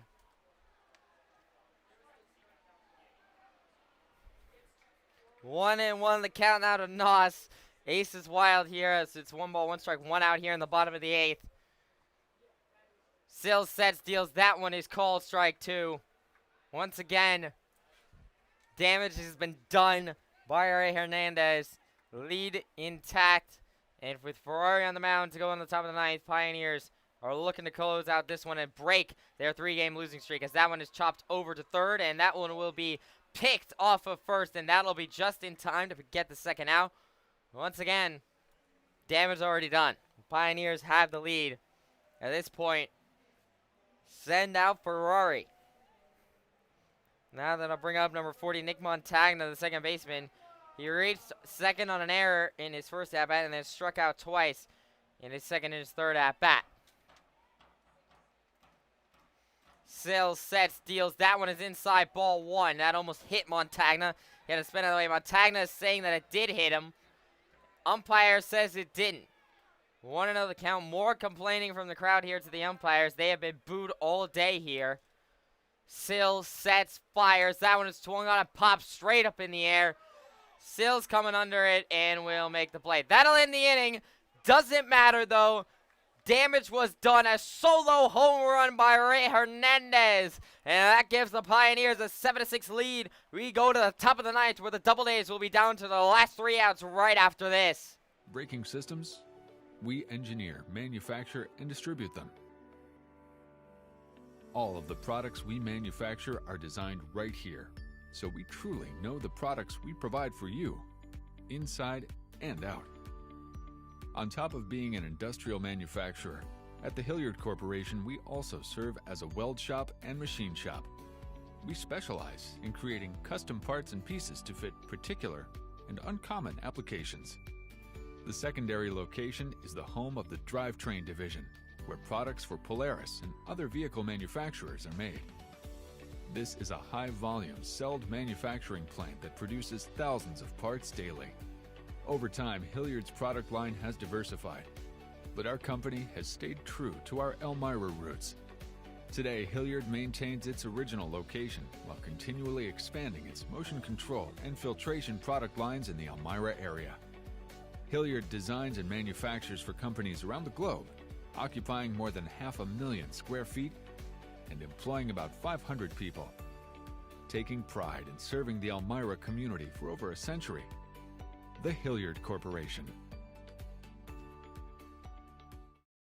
Welcome back to the Pioneers live stream. The Pioneers have a lead for the first time in 3 games. We are in the top of the 9th. Auburn is down to their last 3 outs here with Brendan Ferrari back on the mound, looking to close this one out. And it'll be the 5, 6, and 7 hitters for the DoubleDays, the middle of their lineup. None of them have done much of all today. Leading off, it'll be number 16, Garrett Prosper, the designated hitter today. He struck out in his first at-bat, RBI singled in his second at-bat, and lined out in his third at-bat. I am still electrified by that home run by Ray Hernandez in the bottom of the 8th. That was such a clutch shot. That was unbelievable. Ferrari sets, deals. That one is just outside, ball 1. 1-0 the count to Prosper. No outs here in the top of the 9th. Ferrari now will set, deliver. That one will be called. Strike 1, just caught the outside of the plate. 1-1 the count now as it evens up to Prosper. No outs here in the top of the 9th still. Ferrari now will set, deliver. That one is called. Strike 2, a nice curve and pitch there by Ferrari. Ferrari looking for his first strikeout of the game and to put 1 away here in the top of the 9th. Ferrari will set, deliver. That one is inside, down low, ball 2. Count now evens up to Prosper. 2-2 now. Still no outs here in the top of the 9th.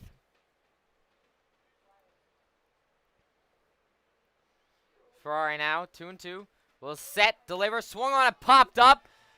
Center field, Noss coming under it and will make the play, and that'll be one away. And now Auburn down to their last 2 outs here in this one. As now that'll bring up number 6, Benji Reese, the pinch hitter. He was walked in his first at-bat. That was against Zealy. He has not faced Ferrari so far today. 1 out here in the top of the 9th.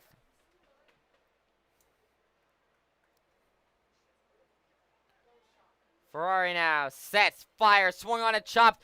First base side. Thank goodness that was foul, or that was going to be a base hit.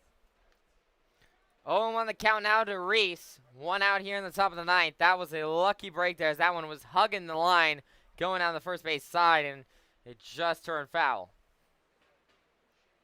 0-1 the count. Ferrari now sets, delivers, swing, and check swing there, and that'll be called ball 1. Ace is wild the count here. 1 ball, 1 strike, 1 out here in the top of the 9th. Ferrari now will set, fire. That one is just outside, called ball 2. 2-1 the count now to Reese. 1 out here in the top of the 9th. Ferrari now will set, fire. That one is called strike 2. Another nice pitch from Ferrari. And now Ferrari's looking still for his first strikeout here to put 2 away in the top of the 9th. Ferrari now will set, fire, swing and a miss there by Benji Reese. He strikes him out, and that is 2 outs here in the top of the 9th inning. What a strikeout for Ferrari.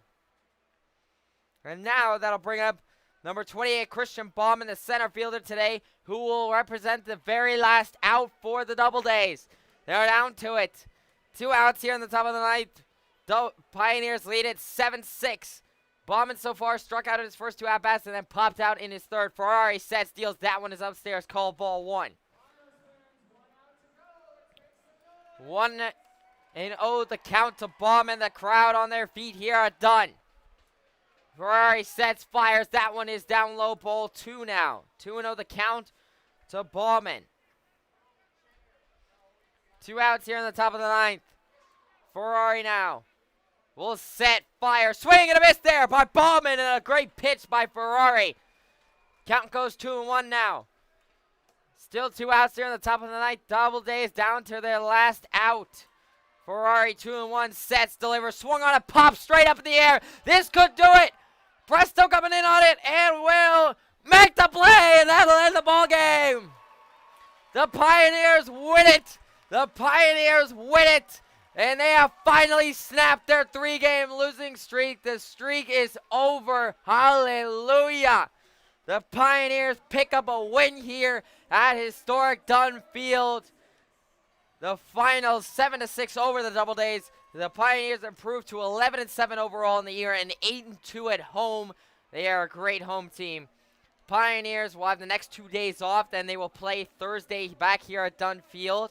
And then on on Wednesday they will play back here, and then on Thursday they will play another exhibition game against Finger Lakes. I will be covering both of those games as long as I have them, barring the weather. There is crazy weather here today, but none of that is important right now. The Pioneers take it down the DoubleDays 7-6 in the final. They win it.